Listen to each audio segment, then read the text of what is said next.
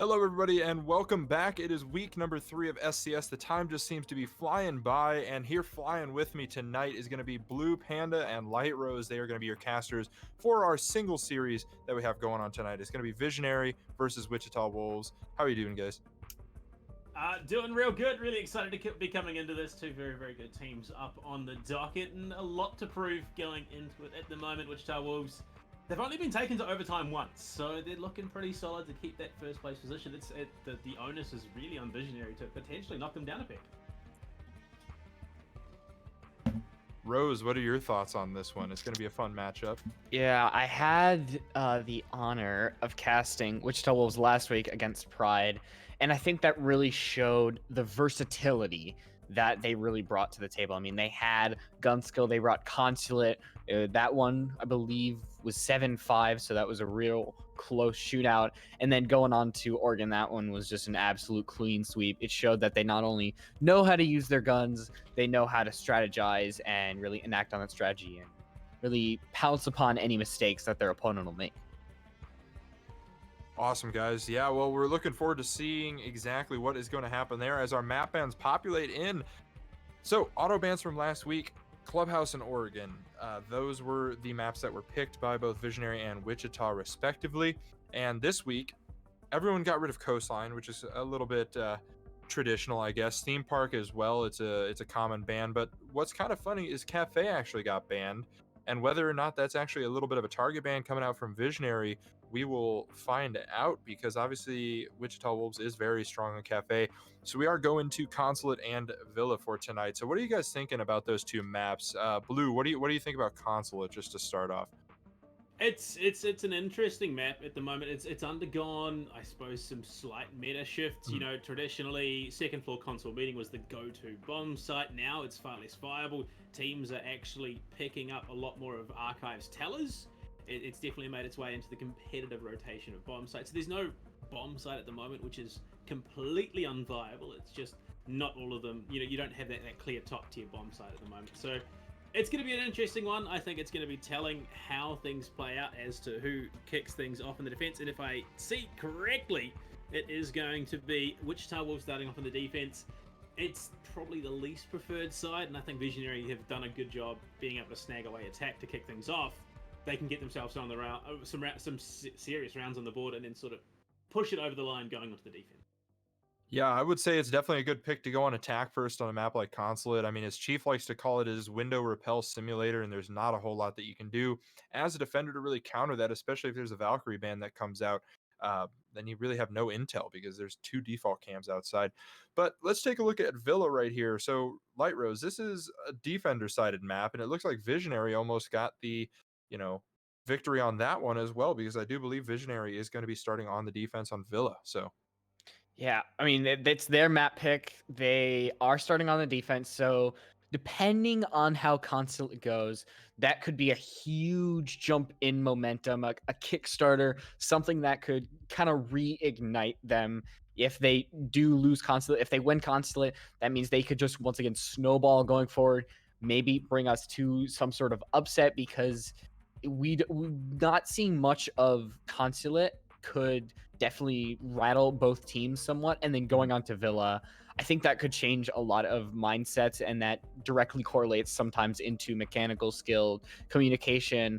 There's a lot of mental things that can go on. oh yeah, mindset is such a huge either detriment or help to players in this game, honestly. If you can come into a game confident 90% of the time, you're going to win your gunfights, you're going to win that game. So awesome points there. But we're going to go ahead and kick it on over to our teams that we're going to be seeing here tonight. First up is going to be Visionary, and it is a pretty standard roster from what we've seen so far in season 3. Obviously, we've only had 2 weeks, so not a whole lot has been able to be changed, but everyone is looking very consistent, everyone going positive on the kill counts. And look at Panic. I want to highlight Panic, and I'll throw this over to Blue here. What is that 13 and 9 opening kill count, and Slasher as well with the 10 and 1? What does that mean as a player? I mean, opening gunfights are hugely impactful. It largely dictates the way a round is played out. Obviously, you know, you win that opening gunfight. If it's unpunished, the attack is just, well, whichever side finds it has that massive advantage. the change happens if there is a retrade. So you find an opening frag, the other team is able to bring them in, count back even. Then there's that more of that momentum. But having found a opening frag line the way that Panic and Slasher have, they're aggressive. They're the ones pushing in, hunting for those kills, determining the momentum of these rounds. And having stats like that means that these aggressive players who are looking, hunting for those frags, and the fact that Slasher is 10-1 right now means that he's coming up big on those kills. He's really not being punished whatsoever. And if I'm Wichita Wolves, I see a stat like that, he's the player that I'm looking to drone out. He's the one we're looking to focus down, make sure he can't be the impact player on the team here for Visionary, because if you shut him down, the rest of the team, they've got to work that much harder. Alrighty, thank you, Blue. And we're going to go ahead and send it on over to Wichita Wolves, and there are a couple blank spaces, and that's because, yet again, the Wichita Wolves are going through the story of their season so far, and that is roster changes. They've been doing a couple tryouts, I know for sure.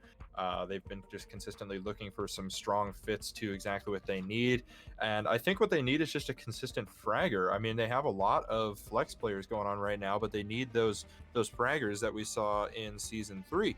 So for tonight, we're going to be seeing Hitman and Veneer come out for Wichita Wolves, and I've never seen either of those players play competitively before, but just given the Wichita Wolves record, they've got a 4-0 record and a positive 15 round differential. So Rose, what does that mean for them going forward? How do you think that's going to affect the rest of their season, getting that jump start like that? I mean, that could really ease you out going to the rest of the season, because you kind of know where you are mentally over everyone else and where they stand in the standings. So you, once again, just going back to that mentality, is you have that over your enemy. And you've also, it's crazy that Wichita Wolves are up here with the roster changes that they're going through. They've just been so strong, and they have such a core, amazing players, what we've seen from that stat sheet earlier.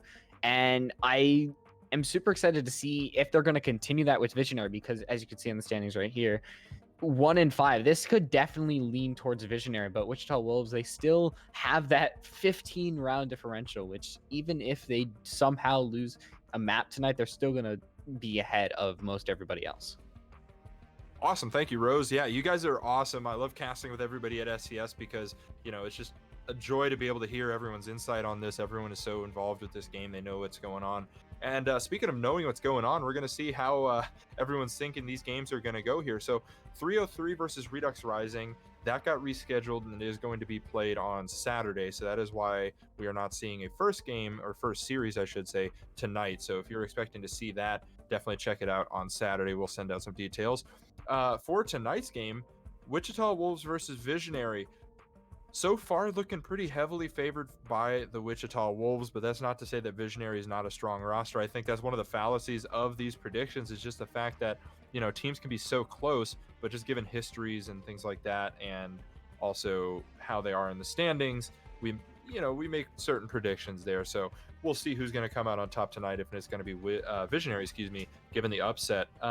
Blue, Light Rose, any games that you want to highlight from this week in particular? That's not our current one that's going on right now. Yeah, look, I'll be honest. I actually called In Control Nation to win. It wasn't a tie. I said the Pride versus first attempt match was going to be a tie. So bit of a miscommunication. But I mean, a lot of these matches, they're very, very close. Lycus Empire versus Emergence is going to be a very, very big one at the end of the week. Emergence, they set the record for the second longest competitive match in Rainbow Six Siege history. Not to mention Goria breaking that competitive frag record. I think they are going to give Lycus a run for their money. I'd be hard pressed to say that they'll outright win the series, but if I was going to be wrong on any of those, it'd probably be that one. I kind of anticipate a draw. Yeah, I mean, over to me, I think another one that's somewhat contested is the synthetic game. I mean, a lot of what you see on your screen is we're kind of back and forth over and over again. So this is one that, while it may be somewhat lower stakes, it's one that can, I guess, boost a team and really allow them to go forward. The same with Pride and First Attempt. These teams, they've been struggling, but getting a win here, either one of these four teams could really allow them to start a momentum run into the system. This is the third week, so there's a lot of time for teams to really readjust, shake off those first 2 weeks, and go into the next one. And I think those two matches we could see one of those teams start to really get some momentum here. Oh, I would 100% agree with you there, Rose. I mean, this is an 11-week season. It's different format than a lot of leagues out there. So we have a lot of potential time to see who's going to come back and who's going to retain those spots, who might drop. And as teams really sort of settle into themselves, it's exciting to watch that happen. And we'll see by the end of the season if we're going to have a complete shift of what we have right now. So taking a look at our attacking operators so far, this is from the first 2 weeks of statistics. And it is hard to believe we've already had 285 rounds played. I think that was sort of skewed a little bit by the emergence game the other night, obviously, but in any case, 285 rounds played, and we see Zofia and Ash definitely taking the lead there. I think it's more due to just the utility that they bring, the ability to burn like ADSs and your Wamais. Blue, what do you think about these attackers? I mean, it's really interesting. We've seen, you know, that very much shift into the utility dump style of gameplay. You've got to clear all the ADSs, the Wemo magnets, the shields, and Ash has seen sort of a priority shift. She's no longer that hard entry, going to be running in, blowing open walls, looking for frags. She's very much fulfilling a more supportive role, I think, now. You know, just 3 flashbangs, 2 breaching rounds. It's all to deal with the shields, all to deal with the utility denial. So it's interesting seeing teams still trying to brute force her into that hard entry role, because she just doesn't live up to it now. You need her to be able to deal with the utility on the defense. So yeah, it's interesting to see how these attacking picks are playing out, and a lot of them are making sense given that the priority is there over that. On the defense though, Jaeger, he's slipping. It's interesting to see. Oh yeah, Jaeger. I wouldn't really. I don't know if I'd call that slipping, but I guess he's slipping off of his 100% throne. But in any case, I want to throw it over to cameras real quick again. I changed my camera angle, namely for this particular reason right here. So May, if you'd be so kind as to help me out with that. If you look behind me, on the floor right back there, we've got a couple boxes. And if you've been paying attention to our Twitter, HyperX has been so kind as to send us those boxes. So we actually are doing some giveaways throughout this season, and one of those is going on right now for a headset just like this one, a HyperX Cloud Revolver. So if you want to get involved with that, definitely go check out our Twitter account. It's all linked down below here. I know I just had to do a little bit of self-plug there, but it's a great opportunity for everybody. So any sort of final remarks, Rose, Blue, before we get on into this game? Yeah, there's something else I'm noticing in the background there, Salco. Is that an emergence flag on your wall? It is an emergence flag. So I was actually a part of the original emergence roster way back in the day. That was like almost a year ago at this point. But you know what? It was fun, and I just like to rep it in the back a little bit there. But Blue, Rose, it's been fun, but I think the teams are ready to hear your beautiful voices over this game. So let's go ahead and check in with them, and we'll see you at the end of Consulate. All right, Light, we're coming into it. It's Consulate. It's a map that is a little bit less seen in the competitive pool. Teams have been making that shift away from it. It was quite prevalent, you know, going back earlier in the year. But now we're coming into it. Attacking bans are going to be interesting. There's a lot of priority around that basement bomb site. Are we going to see some hard breach taken away? What's the priority going to be? I think it might be a little bit of Ace Maverick. We could see something like that. Yeah, Thatcher, I expect to possibly go off the board, but with a Capita ban, that was also on my mind. I can say that. But he's something that, you know, is able to shoot his firebolts through the drone hole, able to fire that out, smoke canister, something like that. And with a Thatcher ban, that's going to allow Maverick, Ace all to go through. So that's going to allow, you know, a lot of variation in this hard breach play. And Maverick, I think, is especially important on Consulate, mainly that basement site. He's going to allow to zap those hatches. He's going to try to get that garage open because there's going to be a lot of electricity and hard breach denial on that wall.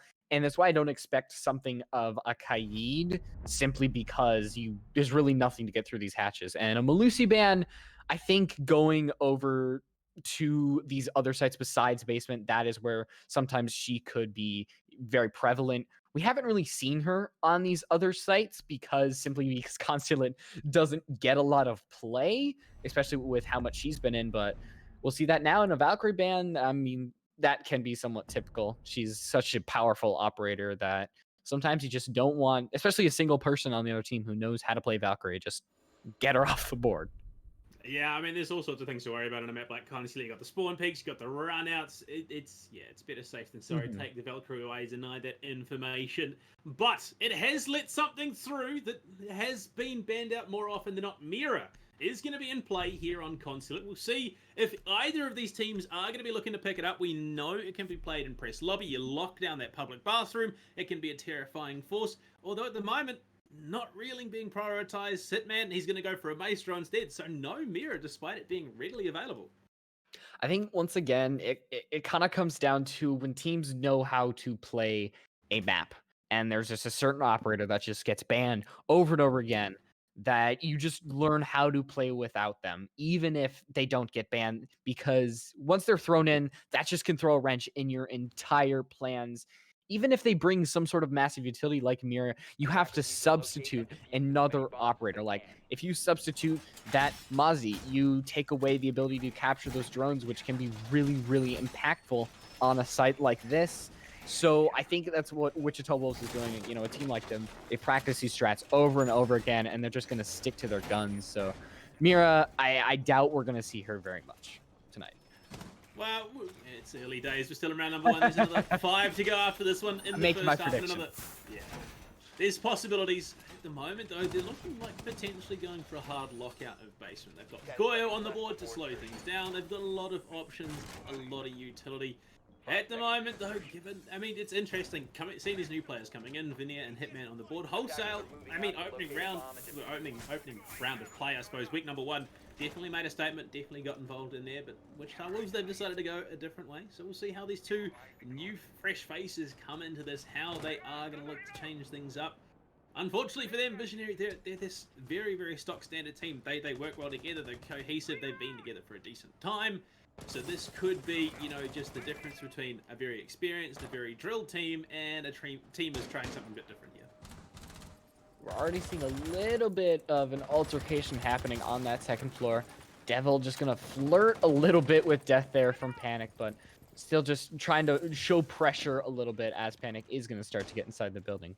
A lot of time left, but they've got to start getting these roamers out. I think the drones are going to have a huge impact. And the Mozzie, having those spiders could be very big in shutting that down, and that's going to allow the drone to spot out Devil. He's in a bit of trouble now. He's in meeting. He's been droned out as much as you could want, but the hatch is there, ready and available, so the drop down will happen. Retreat very much the situation. At the moment, though, he's looking for more. He could contest with that Nitro cell of his. He's back down in main lobby. Has support from Hitman as well. Actually, no, sorry. Hitman's all the way downstairs. Just a bit of pixelation. At the moment, Panic is going to be peeking the hatch. Loses his head to the Mozzie. P10 Roni just that little bit better than the R4C in that gunfight. And that's a lot of utility off the board already. Like, Panic was running those flashes. He was running the breaching rounds as well. Tyrant, the unfortunate victim of the retrade. So man count is back even. But utility-wise, that's got to favor Wichita Wolves. Oh, of course, now you really don't have anything to take out any of these deployable shields, the Goyo shields, the Maestros, because all you have are the Zofia impact nades, and those can really have somewhere else. Being in Piano, you don't have less hard breaches, so if Veneer's able to really waste a lot of time and taking out Badger, they're going to do exactly that. Another fire and Slasher goes down as well. Veneer already making a statement in SCS. They're going to go down for their troubles as it's a 3v1 Pixel. Got 50 seconds left and Diffuser, but they've got a long way to go. Yeah, despite Abadu's best efforts, he gets shut down by Faded with the SMG-11. They've all retreated back downstairs. They're looking to go for that bunker hold. Pixel has some big decisions to make. Preps the flash for himself, but unfortunately catches it full onto the face. And Devil, he opened the round. Makes sense only that he would finish it. Takes down Pixel to close it out. And Wichita Wolves come into round 1 of Consulate. They make a true statement here, only losing 2 players. That round, it seemed like it was a little bit of a warm-up for both teams. I think more for Visionary than anyone else, but you could see a little bit of slowness on each of these teams, just holding angles a little bit too long, just a little bit poor positioning, and I think that'll change as time goes on. But right now, Wichita Wolves, they're putting their foot on the gas, and they're taking advantage of them the best that they can. I mean, that's what they do with such a good team that they are. Even with these new players, I mean, we saw Veneer absolutely claim heads inside Piano. And going back to second floor, we talked about how we don't really see second floor all that often, but they're going to be bringing the Mira, so a lot of surprises this time around. Yeah, it's all going to come down to positioning here. Where do they look to position? The Mirrors, where are they going to be playing from? I could conceive a position where they're contesting against admin. That's really the only position I could think where it will shine. Potentially a copy room would be the other place. But at the moment, it's one of those high-risk, high-rewards. There has been a lot of priority around that clear. Hopefully the droning is going to be on point, especially given that they're only relying on a mute here. There's a lot of things that could go wrong with this setup. The rotate's there. They could potentially make some big plays. But I mean, it's Wichita Wolves. They've got some very, very competent fraggers. We know just how Devil can be in this competition.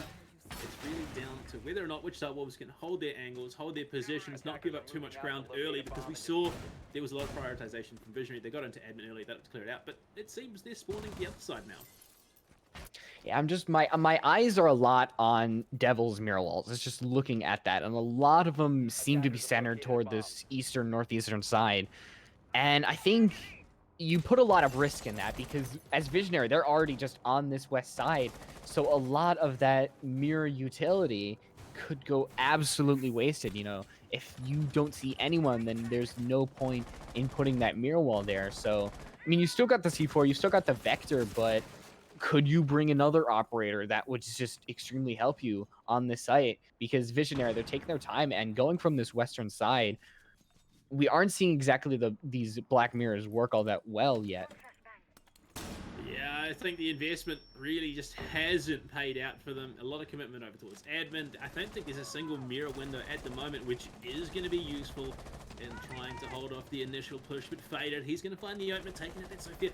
More of these heavy utility operators off the board. They are potentially going to lose Hitman here, though. Badger on the rappel finds some big damage.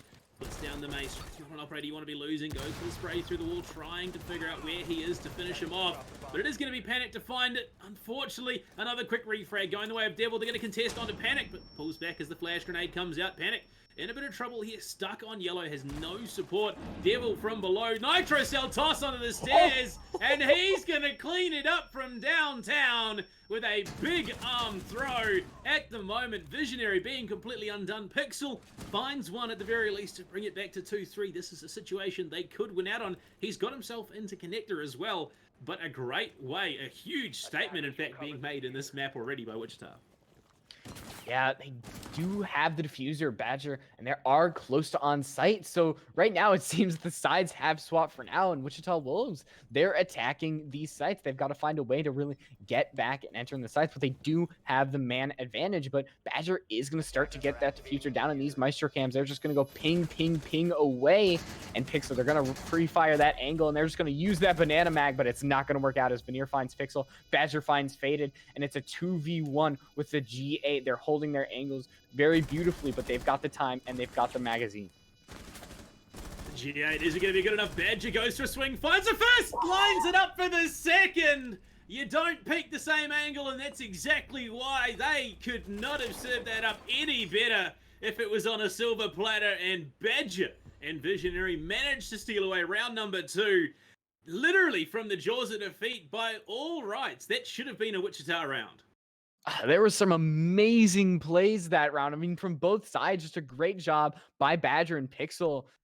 And I think that's a very big mistake by Wichita Wolves. They just gave up sight. There was absolutely 0 people in sight. You know, we did see Veneer over by Vending Machine, but they just didn't have the entry. Pixel was holding that angle. And I think that's a great job, once again, by Badger winning that gunfight. But a lot of that was just mistakes coming out from Wichita Wolves. Yeah, I mean, the dual peak onto the exact same angle despite knowing where he was probably going to be, it's a big misplay. I'm surprised Devil didn't go for the contest on the stairs. He'd literally made that hole moments ago to throw the Nitro Cell and finish off Panic. Like, he had the options, they just brute forced it a little bit there, and it really, really cost them at the end of the round. That should have been theirs by all rights. They'd set themselves up for the retake. It just didn't pan out, and Badger just lines them up. The spray transfer was very, very clean.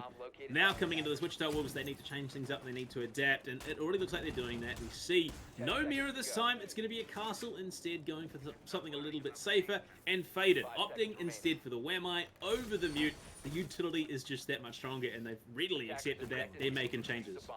Yeah, I think that's really, really smart because Castle, you always know that Castle is going to do something on these sites. And we mentioned very earlier that it was a window repel simulator. And what Castle can do is he can just put his barricades on that walls, and he drains that utility, which is so impactful in this meta. You know, he makes it so sometimes you gotta just waste out that time, and we're already seeing that from Devil. You know, putting these barricades on the windows, and I think that's a lot smarter investment than the Mira. Even though you lose a C4 and some gun power, you gain a utility, which is going to help you a lot better in the round.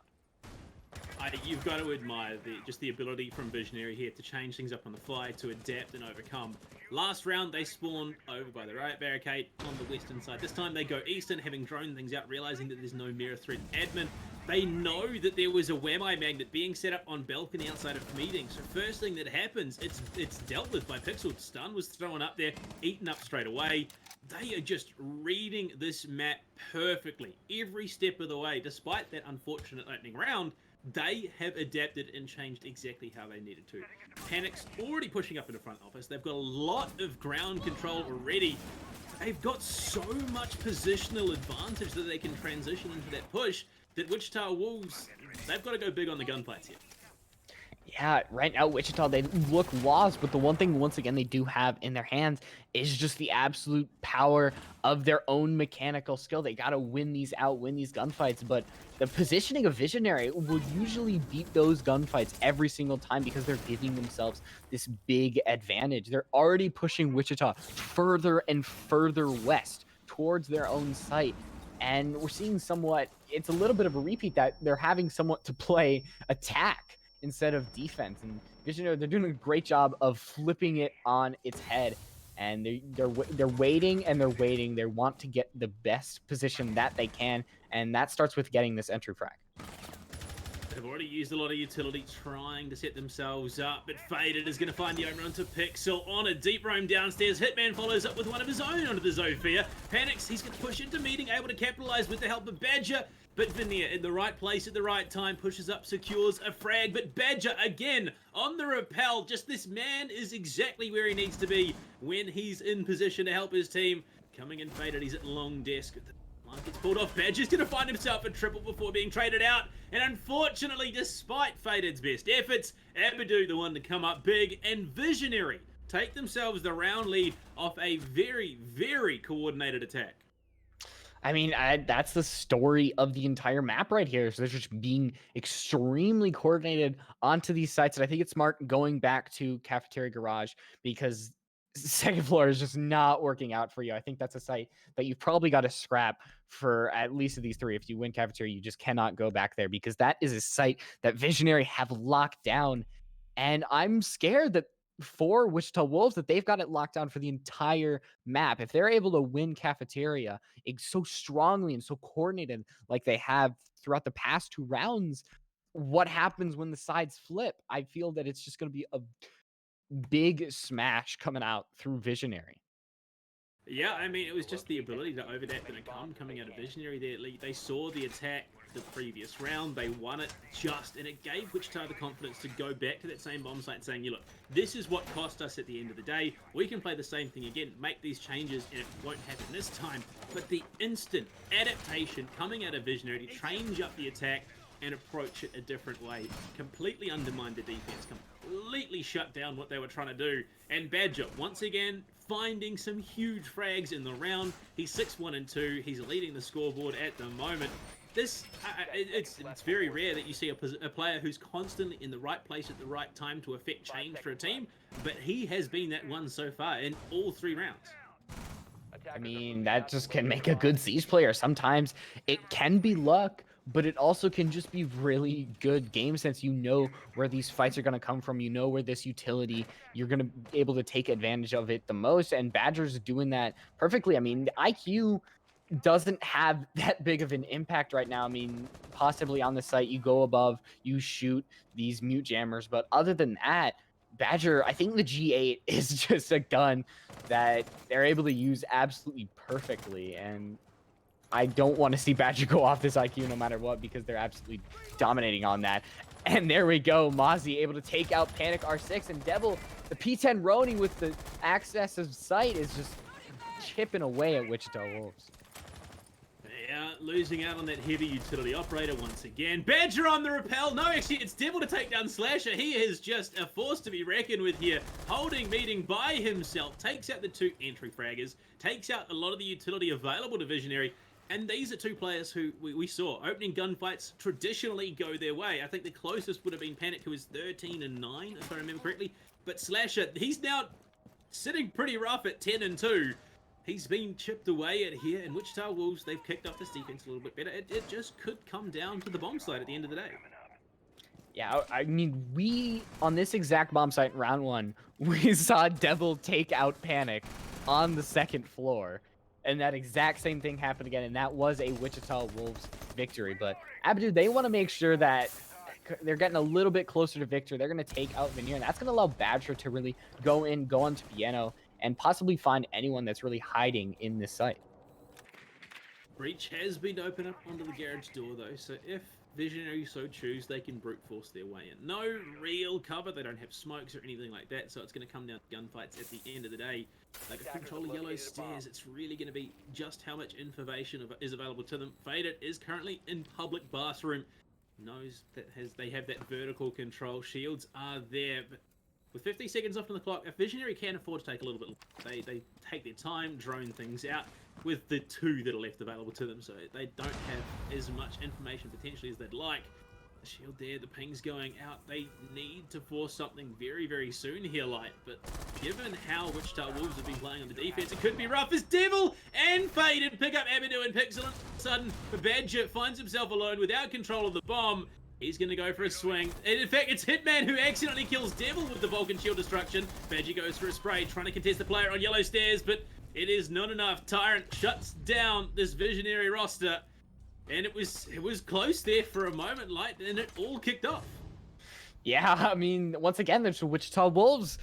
The absolute mechanical skill that they have. Visionary wasn't allowed to, take advantage of their positioning. They weren't allowed to get the site simply because Wichita Wolves, they just pushed so hard on entry into the building. They pushed hard on yellow stairs. They pushed hard after that garage door got open. So I think that's what's really needed for Wichita Wolves, is they need to counteract, this loosey-goosey play style that Visionary have with their own, steel wall. You still need to say loosey-goosey, but I think Wichita Wolves, in the end, they have superior strategies and they have the superior gunfights. But right now, Visionary, it's 2-2.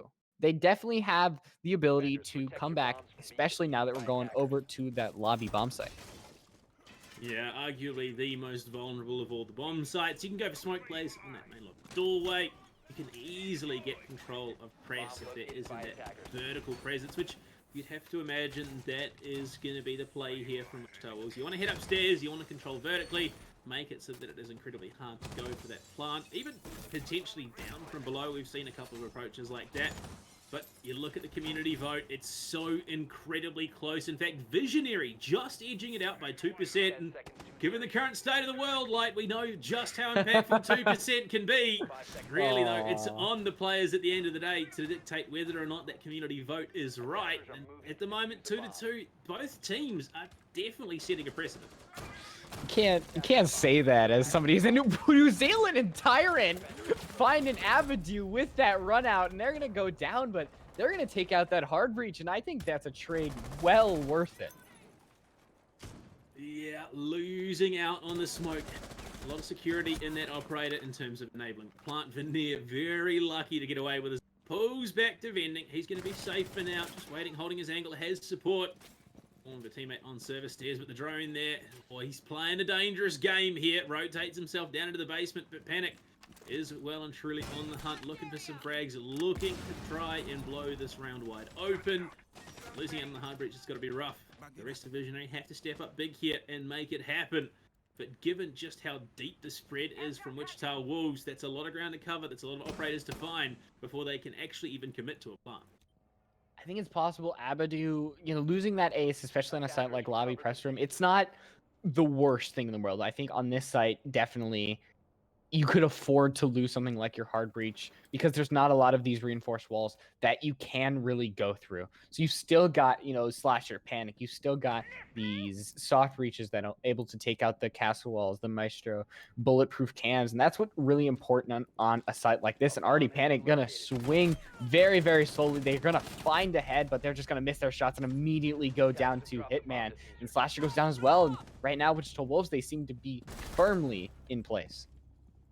And once again, it's all left to Badger here in a 1v3. Little does he know, Faded waiting on yellow stairs, and it's just that depth of spread coming out from Wichita Wolves. They had players literally all over Consulate. Every different possible angle was covered. Not necessarily because they had to commit to a gunfight, just they had the information. So if someone was scouted out in a position, they called for some support, and all of a sudden they set themselves up for victory. Finally, though, it will be the round score going back the way of Wichita Wolves. They've secured 3 going into the half. At the very least, they could even find 4 here. But there we go. Archives tell us going to be making its first appearance here in Consulate. And it's that bomb site that has seen a rise in prevalence. Teams are opting to go to it more and more just because of how easy it is to play. Teams have finally figured it out. You set yourself up for victory. The interesting thing, though, that has to be noted here, like, no Cade being brought. Yeah, and no Pulse as well. I think those are 2 operators that are extremely crucial on this site, because usually what you'll do is you could go down into Archives and you'll simply just point your scanner at the ceiling. But Wichita Wolves, I think they're going for a really aggressive top floor hold with all reinforcements, all barricades just going out. This is definitely, this is a strategy that I have not seen, but I'm really interested to see how it plays out, because they are definitely straying from the norm that we usually see on this site. Well, unfortunately, yeah, norms isn't always the thing that decides how how rounds play out. The teams that change, overadapt, and go for those unconventional, unpredictable plays. They're the ones that sometimes are able to pull ahead. At the moment, Visionary, they're a little hesitant. Last round played out, taking time. We'll wait. They can come to us. Nothing happens, so they finally feel secure enough to leave Sport. They're going to be getting themselves ready. Air jabs already coming out here for Pixel. They want to deny any threat of a run out there on the repels. Information just feeding through here already. And the real question is, how do we see Visionary look to attack this? Veneer is top yellow, but Pixel is the first one to find a frag. And that is the first opening gunfight to go the way of Visionary. Well, they've got these 2 rounds so far, and if they're able to claim this, especially with Tyrant going down, Tyrant, they've got that spawn peak earlier, so if they're able to shut them even more down, especially Faded, Devil just doing absolute work, they're able to chip away. But Hitman, they know that they want something, and Pixel is very, very aware. But they're taking their time. They're droning this out, because that is the one thing, that is the luxury that they have given themselves, especially with the man count. That buys you time. That buys you the ability to really pinpoint out where these defenders are. But Slasher being a little too not cautious, and Hitman's going to be able to claim that. I mean, we've talked about the right place at the right time. Hitman just waits, holds off. Patience for sure, and waits for the audio cue. Runs in, guns down Slasher. Loses a bit of health, but I mean, what a frag to be finding. Slasher just doing more damage to his KD, his stats that have been so impressive up until now. Now he's going to be doing a bit of distraction play, goes for a spray, but the aggressive peak could be hit any second. Ping's going out, so he knows he's in a bit of a pinch. Abadu could at any moment go for the commit, win the gunfight. Badger's there. Badger will find Hitman before being traded out by himself, and Faded in the right place at the right time. Wichita Wolves backing each other up with that deep spread. And what should have been Abadu swinging out, taking Veneer down. Faded just guns him out, takes him out, and Panic is going to be able to bring it back to a 2 versus 2, but Wichita Wolves, they've just been playing this flawlessly. Yeah, right now, Visionary, I think they're a little paranoid of Wichita Wolves, because it seems that they're everywhere at once. You have no clue where they're going to be, but Faded now needs to be everywhere at once, as it's them versus the world. But I think this is definitely one person that you want to have in this 1v2. Pixel, Panic R6. They have to get this diffuser down to about 15 seconds left, but what site are they going to go to is the question. I think they have to go to Tellers, but Faded right outside. They're not gonna lose that gunfight. And Visionary, they're gonna win that last round 3-3. Is that the best that Visionary really could have done there? I mean, given just how spread, how defensively Wichita Wolves are playing, they had players all over the building. They were covering a lot of angles, feeding information, playing off each other when they could, being rather aggressive off the back of it as well. I think there were at least half a dozen kills that happened in favor of the defense that were outside the building. So yeah, Wichita Wolves, they played that very aggressively. I think Visionary did very, very well to adapt to that and bring a strategy which enabled them to get to the building, actually contest the plant. And 3-3, yeah, I think they're going to be absolutely stoked with that, given, you know, there's this presence that Wichita Wolves is bringing to the board. They're very competitive. We know just how good they are, and being able to go toe-to-toe with these guys is going to go a long way in building up. I mean, if Visionary are able to go to overtime, I think even that's a win, because you mentioned that Wichita Wolves, they've only gone to overtime once so far. So if Visionary, right now, they look like they can definitely take this map right here, right now, if they play their defensive cards right. And overtime, it's possible that they could win that out, but I think Wichita Wolves, they're such a strong team, and even with these new additions, they know how to battle overtime. You know, they know how to play the long game. And so going to overtime, I think, is definitely not a key to winning the game, simply because the odds of you winning that are a lot lower than simply winning it in regulation. Yeah, well, it really is that question. Is it going to go to overtime? It's infinite overtime. Last week, we set the record for the second highest competitive rounds in a Rainbow Six match. It was Emergence versus Redux. There's possibility. I mean, look, let's be honest. There is a possibility we see infinite overtime come once again here between these two teams. They are going at each other tooth and nail. Visionary, they've done a great job so far of keeping themselves relevant in this matchup. It's really going to come down to just how well Wichita Wolves execute that attack. Devil going to be on the Hibana, picking up that hard breach as you would expect. It's down to Hitman and Veneer. We've seen just how well they can play on the defense. Can they match that same level of aggression, momentum, and competency on the attack? At the moment, they're setting themselves up. They're not getting in quite as early as we saw at a Visionary, but they're still positioning themselves aggressively, looking for information. Yeah, usually right now we would see something, and I eat my words, is already not a minute in, and Pixel gonna win that out against Veneer. I was gonna say that, you know, by this time we would see a gunfight and a death happening, but a C4 thrown out, and it's gonna take out Tyrant and Pixel.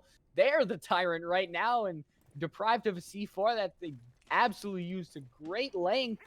They are just staying strong right now in meeting. An opening double kill is never a bad thing, especially if you're Visionary.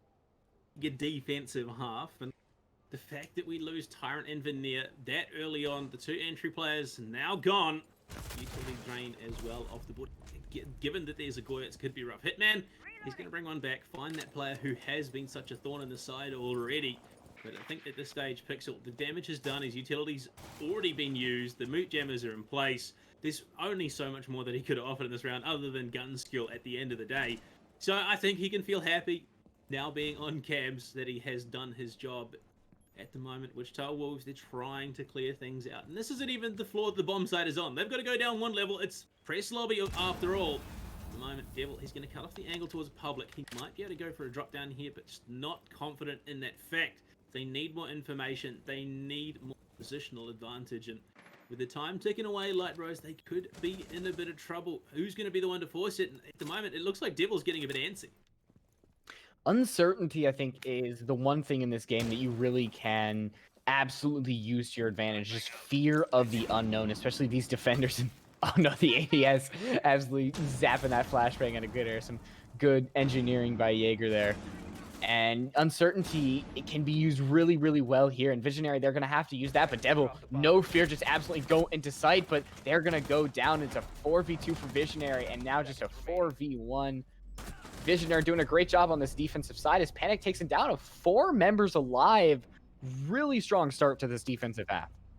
Yeah, I mean, Wichita Wolves, they had the advantage. They were going for the plant, but the aggressive play as the plant was coming down out of Visionary, shut it down. All of a sudden, Hitman was stuck upstairs.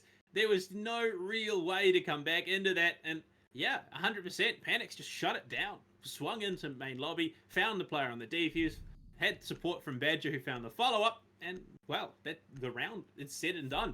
4-3 as Visionary finally get themselves that round advantage back. And what a way to do it.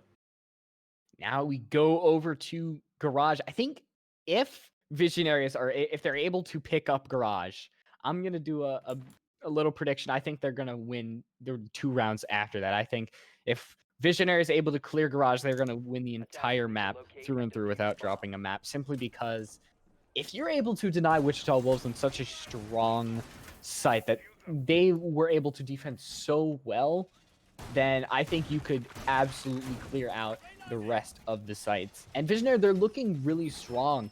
And even when they faltered, even in the rounds they've lost, they've had the ability to adapt. I think that's one thing that they're absolutely wonderful on, is just the ability to adapt and change on the fly.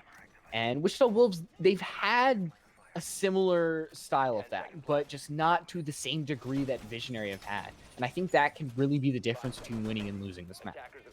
Yeah, I mean, you've also got to look at it. Visionary, they've just been the more team at the end of the day. Yes, they've been handed rather whilst they had to verse Lycus. Both maps went to overtime, so they very, very definitely contested them. But on the whole, they really have been putting up. I think this is the hardest test they are going to face so far in the competition, even more so than Lycus, and the fact that they are now in the round lead with 4-3. I mean, that's a great position. Like you said, one more and just very, very strongly looking good to take this whole map out. Badger just leading the way, has been consistently finding these very, very frags. Panic has seemed to have found some momentum now coming on the defensive half, and it's really going to come down to a question of, can Wichita Wolves overcome that? Can they be the ones to find the adaptation that gives them the avenue back? And Vignette will be pushing straight into meeting. Panic is up there. Repositioning. Will he be looking for anything? No. I think he's played it safe, gone back downstairs, and they've just ceded control of the second floor. It's all about wasting time at the end of the day, and you've got to admit, Panic's really done that. Yeah, and they've created somewhat of that paranoia, and they're going to get away with their life, so they're going to be able to somewhat find this, and we might see once again an engagement as Panic is going to win that out against Veneer and Visionary. They are absolutely on top of the entry frag game right now, and if they're able to claim Tyrant, this could really secure the round for them, but sadly, Tyrant's going to win that one out and even this man count up. About 1:30, and they still have to deal with Pixel, who's just hanging in this bathroom. They have a little bit of a pinch. Hitman in lobby, Tyrant and Piano, but they've got these ADSs, they've got the C4, and they have the tools to combat this. But how long will it take for Wichita Wolves to really flush this mute out? I mean, this is, I was just about to say, it's such a great defensive position for those SAS operators. You can hold the M590 on the bathroom, but Hitman, no, he's not wasting any time. He goes aggressively, pushes in, counterintuitively almost pushes in aggressively, finds the frag, shuts down that vertical pressure, and now Visionary, they're at a man disadvantage. Got players downstairs. It was a super peak coming out of Tyrant, but not able to connect there. Got a lot of tools left available to them at the moment, though. Unfortunately, it's going to be Badger to find the evener. Tyrant goes down, just not watching close at the bottom of the stairs. Hitman from above will refrag out. Slasher just continuing to chip away. Speaking of chip, Badger needs to wash his toes. Devil was really counterintuitively picking up on the fact that he was by the drone hole. And Abadute will be shut down. Badger left alone does have the Nitro Cell. Pings coming out, swinging in. Devil's there. He's going to be gunned down into 1 versus 2 all of a sudden. Biggest problem, though, is Badger. He's going to be forced out. They rush in. Faded takes him down. And Light, we're back to 4-4. This is just back and forth, but I think a great job by Wichita Wolves there in using the advantages that Rainbow Six really gives these attackers. You know, the ability to look through these drone holes, sometimes use the outside to your advantage, use vertical play, I think is the one thing that really came through their. Hitman just pushing the Kaid into the corner along the Habana to shoot the feet, the run, and then just over and over, and that allowed the attack to really push in there. I think Hitman, they did only get 1 kill, but I think they were somewhat of the unsung hero of that round because they put so much pressure onto the defense, forced them to rotate simply because of the threat that somebody could be in this vertical play. That's exactly it. And as we do head back up to that second floor, the bomb site, which really just has not worked at all for Wichita Wolves. We'll see if that changes now that they're on the attack instead. Unfortunate that, despite the best efforts of Visionary, they weren't able to break free of the pack there. They weren't able to get a 5th round on the board. But the way things are going, winning the opening gunfights, the last 3 have gone the way of Visionary. In fact, the first 5 going the way of Wichita Wolves. So it really hasn't been that clear indicator of how the round is going to play out. At the moment, I think it's second floor. It's a rather rough bomb site to contest. It's going to be that spread vertical hold, I would imagine, coming out of Visionary. That sort of has been the play. It can be a very, very hard bomb site to keep there. It's interesting that I think entry frag have been, and that opening kill have been really a big part in these rounds.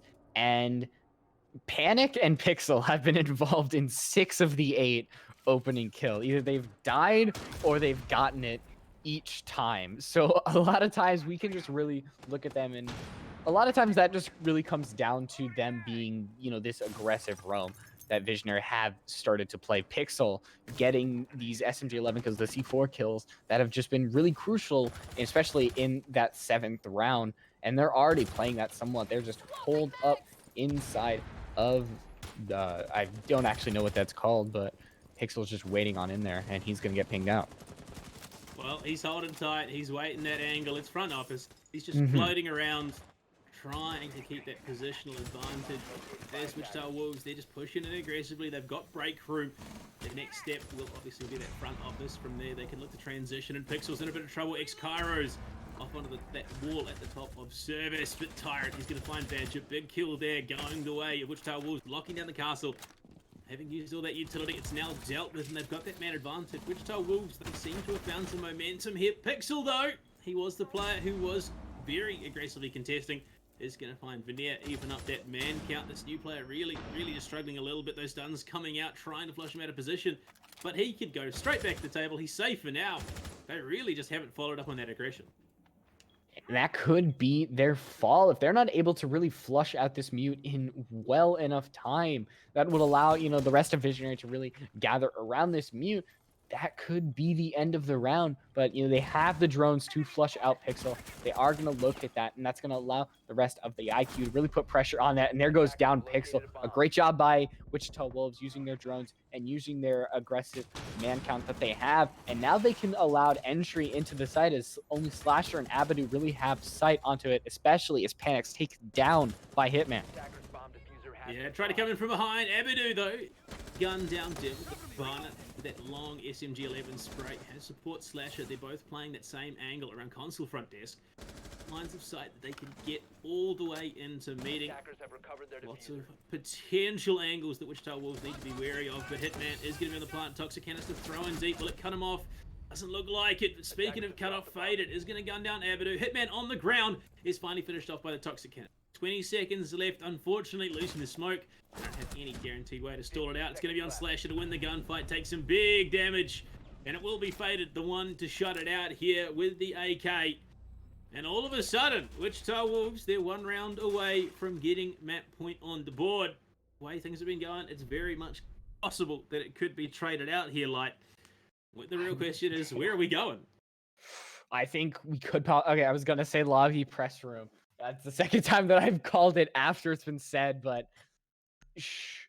going down to lobby press room, it was a real good job by Vision. They won straight from their 6th round, and going to lobby press room, they won this really easily. Taking down these 4 members alive. That's a super strong statement, especially on a good team like Wichita Wolves. But Wichita Wolves, they finally conquered their greatest fear, the 2nd floor bomb site.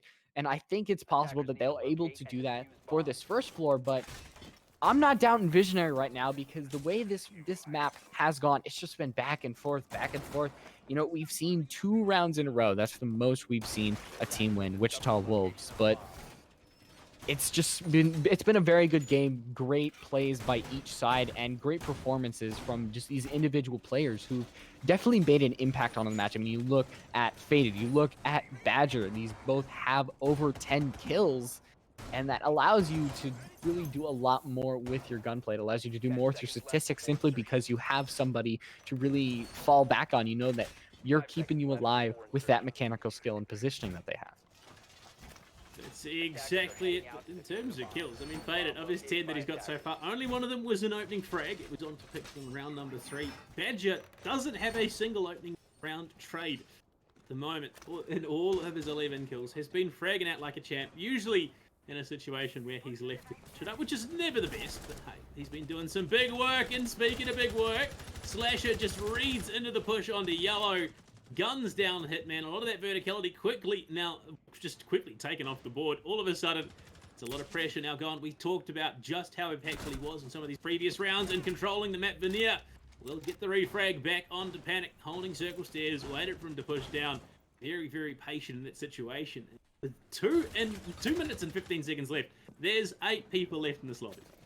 I mean, could be 7 if Badger plays correctly, but Abadu just, I don't even know how Tyrant saw it, just a flicker of color, but it doesn't even matter because now Visionary, they're down 1, and Badger is just on extremely low health. This round is just going by so quickly, and Wichita Wolves, they're just going to be really, really aggressive on site, but Devil are going to miss that flash as Slasher takes out Veneer. This round is not over by far, and that Rook on these yellow stairs wants to make sure of that. I mean, Slasher has single-handedly been holding this position. He's found 2 already. He's being droned out by Tyrant, who might go for that aggressive swing. Devil gets in through the rappel.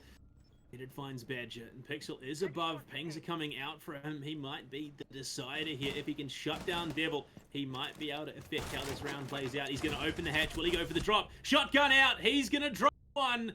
But unfortunately, no, actually, he doesn't even get the drop. He's unfortunately all alone. Is dealt with in Tyrant. RG15 to close it out. I thought he'd snaked the kill there. No, it was Slasher to go down. That support that he desperately needed to keep that vertical control. And Wichita Wolves, they push themselves even further, get 3 rounds strung together in a row. And we are heading to match point here, Light. It could all be over in the next. But the real question is, do Visionary have the ability to bring it back, get themselves overtime, really contest? Because the last few rounds, they've looked rough. Yeah, it's been really unfortunate because it looks a lot different than how they started off. They looked so confident and so in control at the beginning of the match, and it's just slowly sputtered off. It's possible that, Wichita Wolves, they've just warmed up. They've accustomed to Consulate and the play style of Visionary, and that's entirely possible. It's possible that Visionary, they've just somewhat run out of gas and they've sputtered off, and that's really not something you want, especially so early in this match, but it's not over yet. Wichita Wolves, they are on match point. Visionary have the ability to bring it into overtime, and I think that's possible, but just the way that Wichita has been playing and Visionaries, they've made these mistakes. They haven't won these gunfights and used the positioning to their advantage. I do see Wichita Wolves winning it out, not going into overtime. It's possible the Visionary are able to win this garage takeover.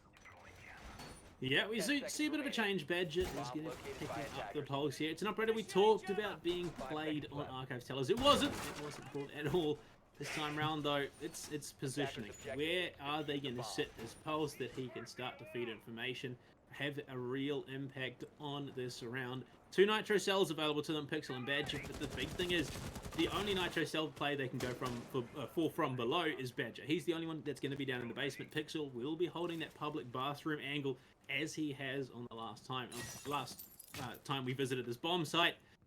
In Panic, can he find some big frags before he's taken out? Because every round it seemed close. It's looked like he might be the one to turn things on its head, and then he's just been found, gunned down, and doesn't really have as much effect as you would like. At the moment, they're playing slow, they're playing smart. A lot of rappel game, a lot of misinformation being fed here, but Panic, that's an audio cue that he can use. Is he going to be able to find the opener onto Viet? Oh, Pixel angle goes the way of it. Panic has been bitten. He'll have to retreat himself down, head all the way down into the basement. And that is definitely a situation where he's been bit hard and doesn't want to get bit again. Yeah, but he still is able to get away with his life, and a decent chunk of it too. He's able to waste a little bit of that time. So in the end, you do lose a bit of that map control, but you're still able. You have Panic, you have that gun, you have somewhat of time on your side. So not all is lost, but this garage wall at X Kairos is going to get that on open. So now that's going to allow a lot more information to be given to Wichita Wolves. You know, that drone is going to be zapped, but Devil knows that nobody is really around sight. So this could allow for a collapse of Wichita Wolves onto Visionary. And I don't think they're prepared for this. That most of them are really scattered in one area. And if they're able to take out Pixel here, this could absolutely be the Wichita Wolves ensnaring of Visionary, but Badger able to take out Tyrant with that C4. Great job using that cardiac sensor. And Nitro Cell play is the name of the game. Panic's going to find on the Hitman. Visionary looking good to try and bring this one back to swing with the M590. That's a dead body. Pixel, unfortunately, is just going to give that kill over to Veneer, trying to shoot down Tyrant, who is well and truly dead.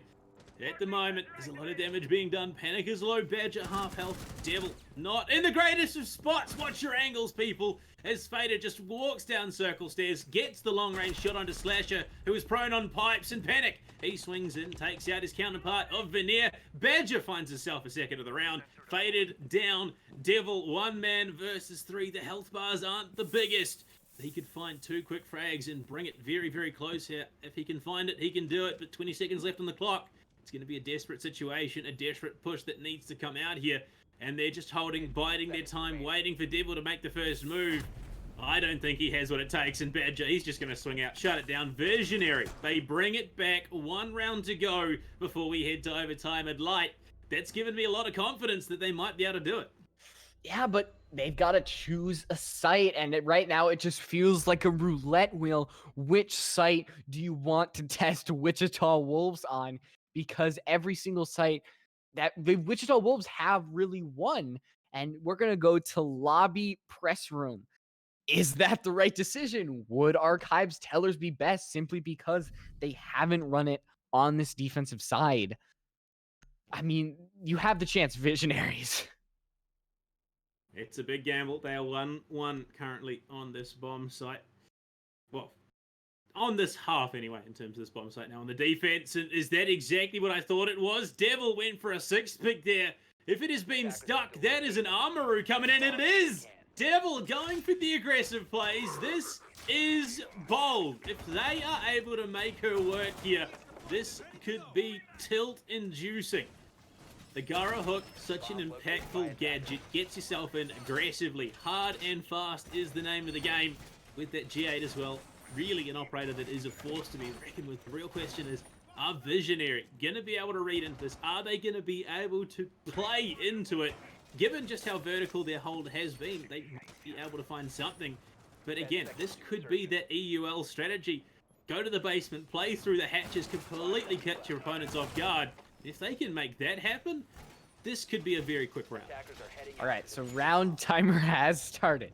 Eyes are on Devil. Which window will they zap to? Because that is the rule of Amaru, is that in the first 30 seconds of a round, you have to zip to a window. I mean, I know technically we're playing like really competitive Siege, but like it needs to happen. You're playing Amaru. You've got to use that Gara hook. And right now, Devil playing that very, very cautiously. I don't think... No. Is this going to be a first floor Gara hook? There's no way. That would be the single most testosterone-induced, fuel-engaged action ever seen here on Consulate. It's not something that I would have anticipated, but Badger, he's playing the close angle. Stun's going to be feeding in slowly but surely. Is there an aggressive contest? That really is the question. If a Nitro Cell comes out in the right spot, this round could well and truly be over in an instant. They're looking for the switch, the trigger. They're trying to force the play here. But first minute's already burnt through. They haven't really committed to it yet. They're looking to play the vertical angles, deal with the Gadtree, and Badger. He's still tucked into that corner. If they can't drone him out, if they can't catch the player who's holding the tight angle out and deal with him, this could be the freest kill of his life, and they're gearing up for it. Devil.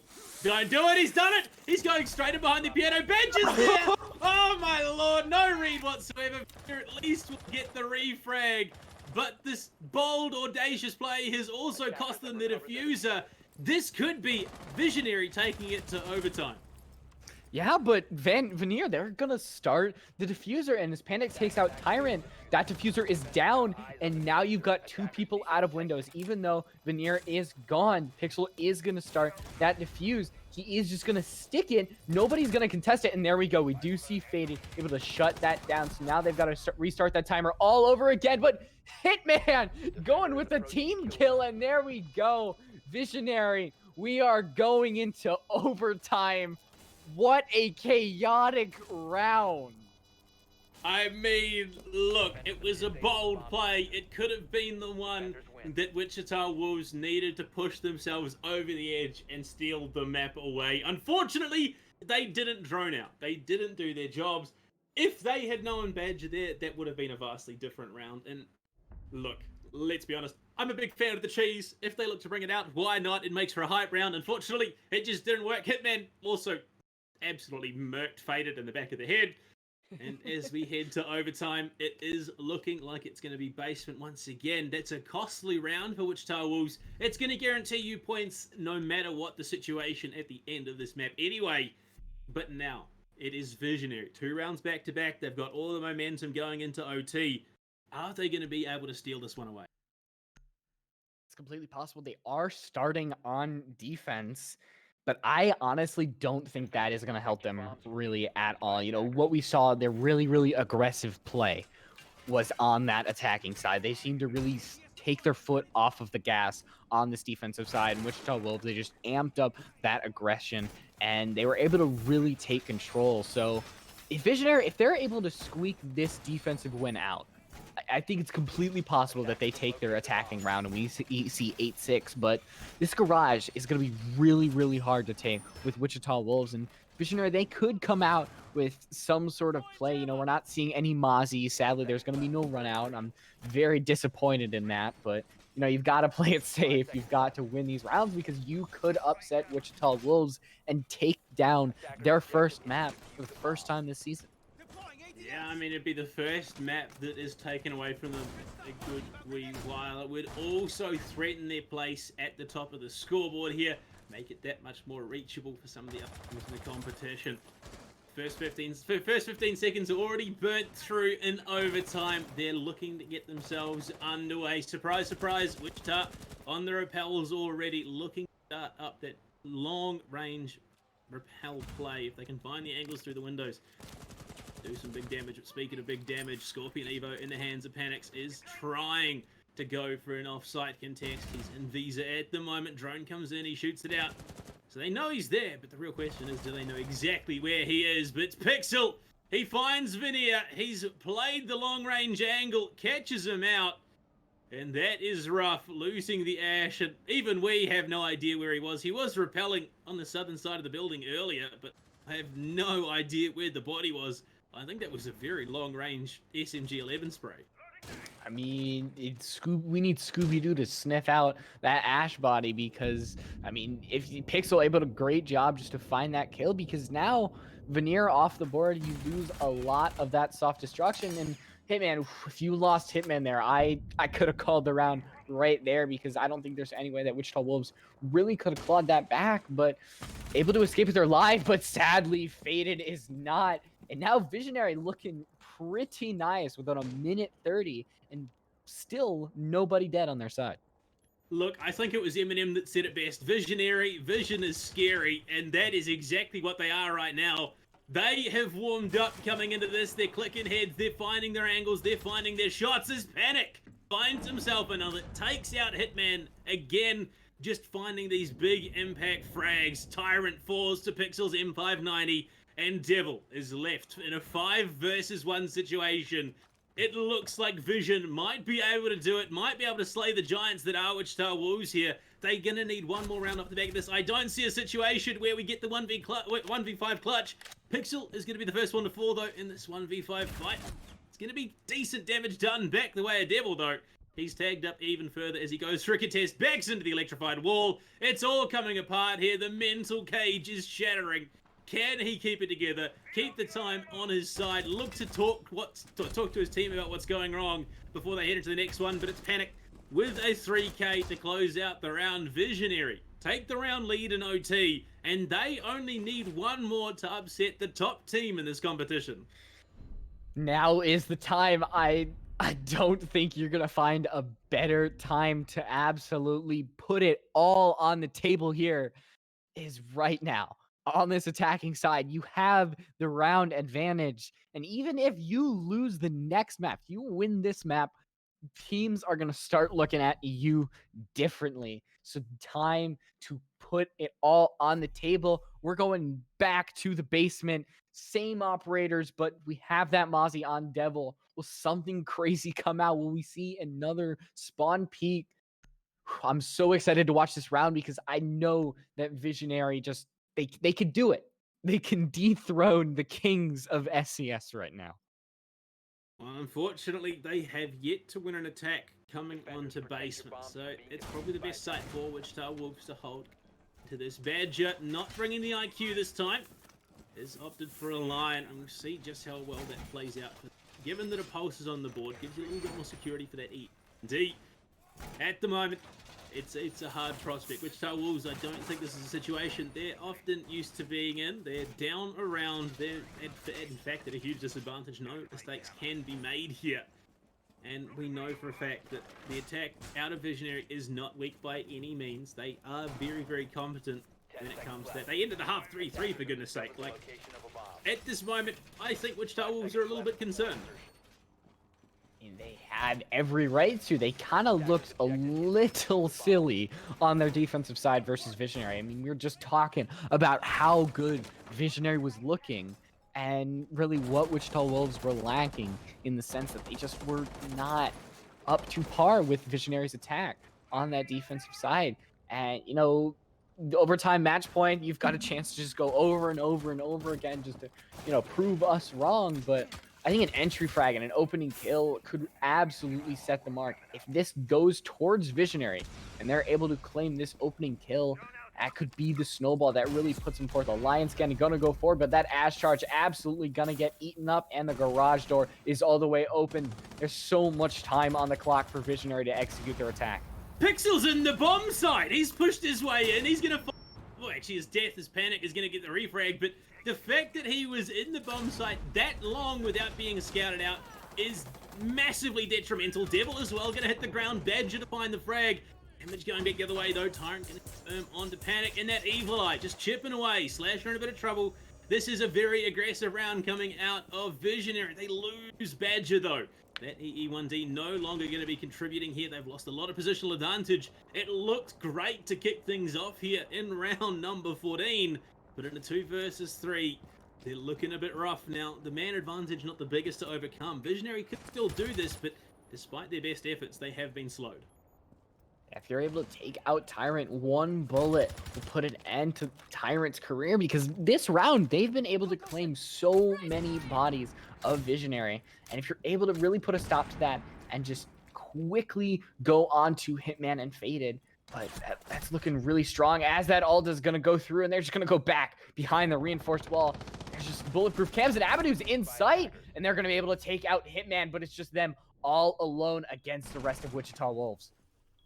Spray coming in. He's going to see the player in yellow stairs. Low health bars. This could be Visionary. Abadu, he just needs to connect. One shot! And he's done it! Visionary with the big upset of the season denies Wichita, takes the first map away from them in Season 4. And what a way to do it. Visionary sitting at 2-2 on the leaderboard. They've got that 3-2. And for the first time this season, Wichita Wolves are looking in a rough spot. My heart. Oh my god, that was such a close round. It just came to just that firefight and just, oh, great job by Abadu. The wall bang too to end it on. Just, that was the icing on the cake to an already phenomenal map.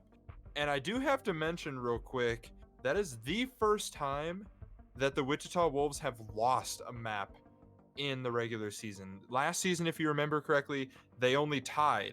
They never actually lost. They tied. And this season, it's already happened. So that's a little bit crazy there. So a little bit of fun information for you guys. But how was that for y'all being in the front seat of that map? Sorry, I'm just trying to bring it back down. Abadu just went, like, that is some top tier fair. stuff. Hey, fair. Oh, the way that Visionary played that round was incredibly aggressive. Yeah, I mean, you had faded into the bomb site with a minute and a half left to play. Yes, he died, but the fact that he was there for so long before he was like taken out is absolutely insane. Abadu, I mean, he cut straight through the middle of the bomb site, got the kill onto the Maestro, got the kill onto the Mute coming down yellow stairs, and then still clutched it out. That was, I don't even think Wichita even knows what hit them. I would say definitely not there. From my perspective, I was able to catch the last second of that gunfight there, and it looked like they just thought that maybe he was behind that white van position, or maybe still on that platform somewhat, because he got the kill on the Maestro when he was still on that platform by the pillar, you know. But instead of going back to van to try and put the default plant down, he actually went into the kitchen area and just played it as well as he did there at the end, obviously. But yeah, I think Wichita Wolves was just caught off guard. But overall, what an amazing map. Do you guys have anything last minute to say before we kick it on over to the analysts and you guys get a little bit of a vocal break per se? Only that we still have no idea where Veneer died earlier on in that map. Okay. We don't know where the angle is. Hopefully someone does, but even the observer couldn't find him. So I'd definitely be keen to find out. It's the ghost of a bullet, I do suppose, but we can talk a little bit about some more angles and fun stuff like that when we go see our analysts. We're going to be bringing in Pond and Smith for today, so Rose, Pando, we'll see you back in a moment. Pond, Smith, what a map for map number 1 here. I see you have round number 2 up and ready to go. What you guys got for me? You can start us off. You're muted, by the way. Pond is muted. Oh, my Lord. Oh my Lord, I'm muted up on here. Shame, All right, guys. shame. So round 2 is a round that I had to kind of talk about, and it's actually a criticism I had of Visionary, where it was a very individual round 1, and they were really kind of feasting on some of the mistakes Wichita Wolves were playing. And I'm not gonna lie, halfway through this game, I thought that it was gonna be Wichita Wolves coming up on top, but I'm sorry, Abadu's play there at the end as Thermite. I gotta say, before I talk about anything in this round, what a play. I mean, just having that anticipation of the player over in server hall, understanding where the soft wall was there, being able to push in, clear out Cafe, and get those picks from Cafe, and like know to peek over to yellow stairs, know where to peek at the right time. Just as like a Thermite player myself, having that clutch ability and not necessarily playing the best throughout the game. I think Abadu this round is actually one I want to point out where Abadu swung unnecessarily. As we had just seen, he was just swinging when he shouldn't have been swinging. I mean, it's T3, swinger gets swung, but Abadu clutched out when he needed to as Thermite, clutched out as he needed to as that support player in the most impactful of rounds. And I think that his stats might not come out as the best, but winning that game for his team, that's top. All right. Well, next up is going to be like round 3, right? And honestly, in a map like Consulate, it's just map control is so important. It's hugely important. It can make or break a round. Map control is pretty good, usually in every map, but Consulate, that determines if you're going to win or not. And you could just see how at 1 minute and 30 seconds, it's going to show up pretty soon, start of the round. They cleared out Bosco spot pretty quick, and usually you would see Bosco spot being cleared out around 1 minute, 30 seconds, or 1 minute, or kind of close there. But 1 minute and 30 seconds is great. They had enough time to work with and prepare the execute. Wichita Wolves almost clutched a round out, but they didn't really peak together or push together. I don't know why. Whoever was on white stairs, I'm not sure who. They peaked and ultimately got punished for it. Wamai over there on long desk, he was able to pick out the IQ and didn't get the last pick as they needed to get that win out.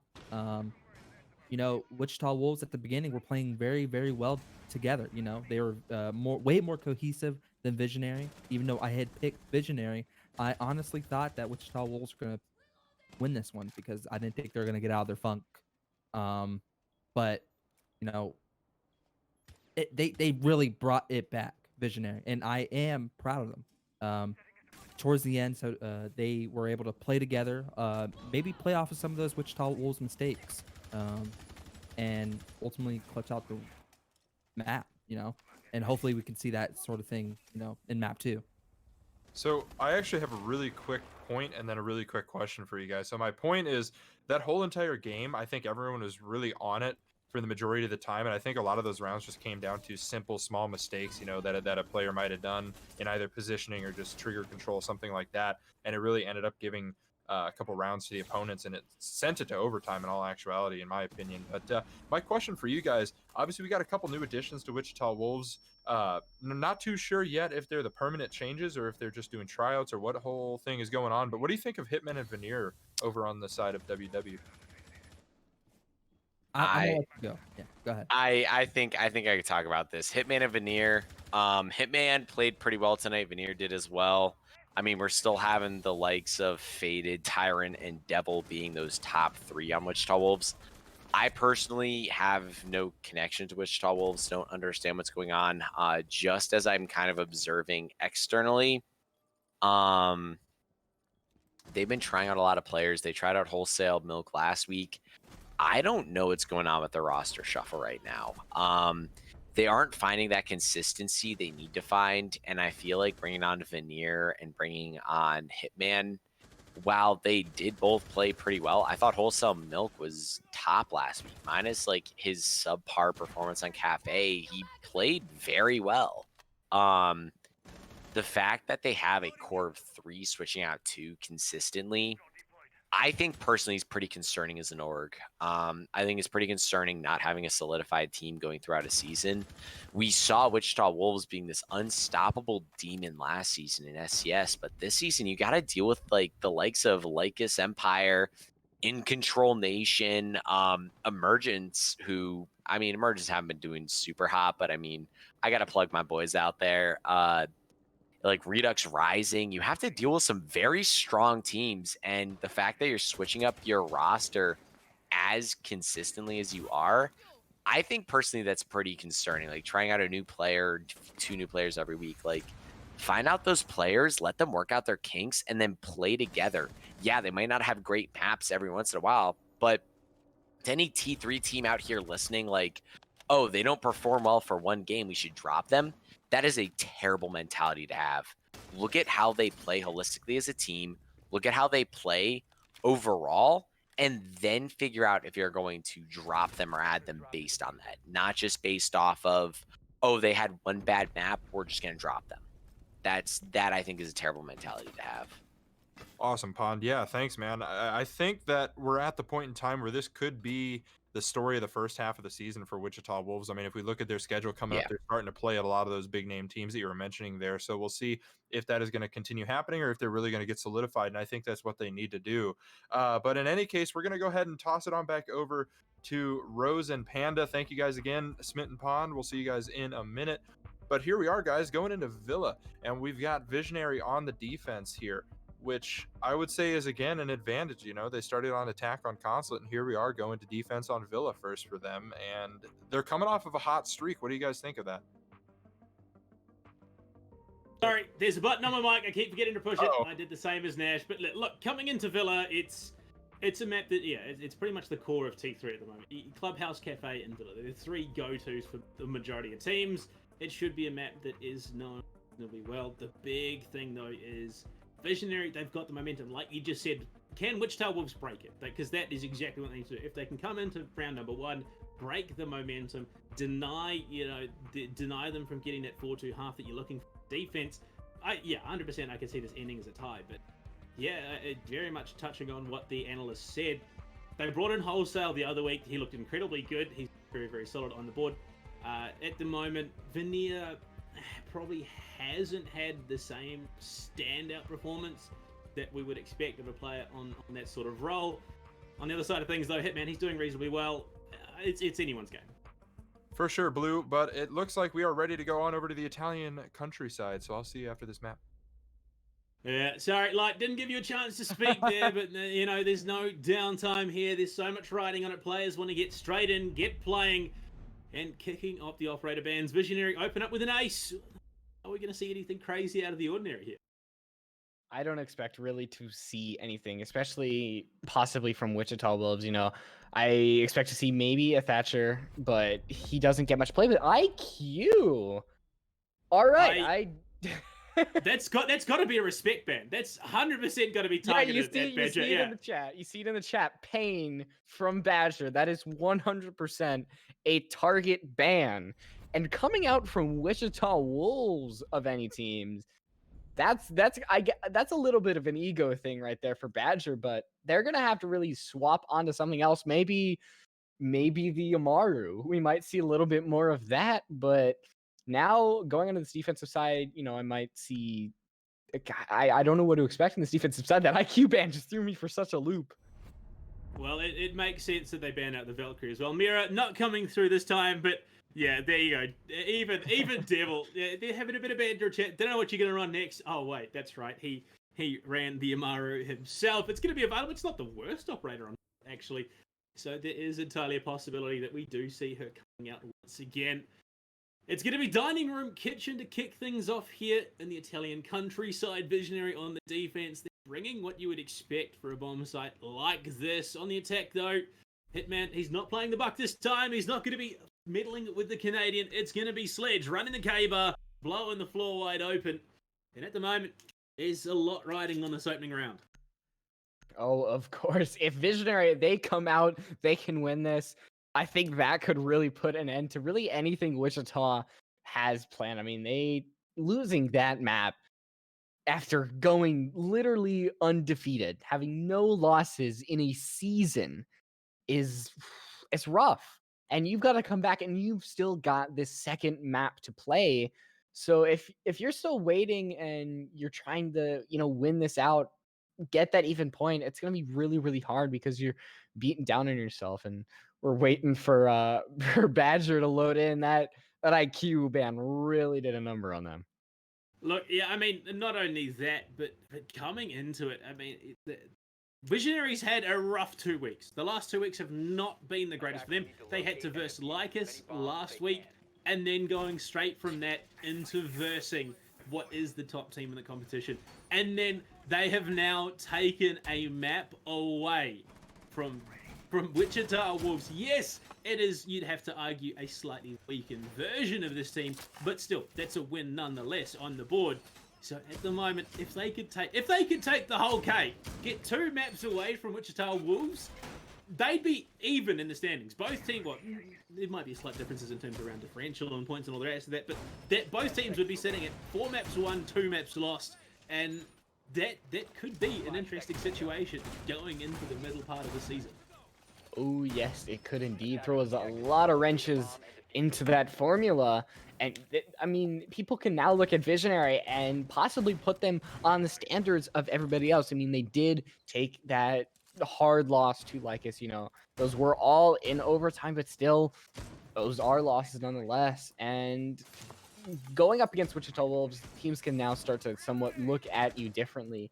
But you still got to win this 2-0. 1 map, yeah, but 2 maps is really the key prize that you are absolutely looking for. And Pixel staying in that walk-in closet, keeping with that aggressive style roam.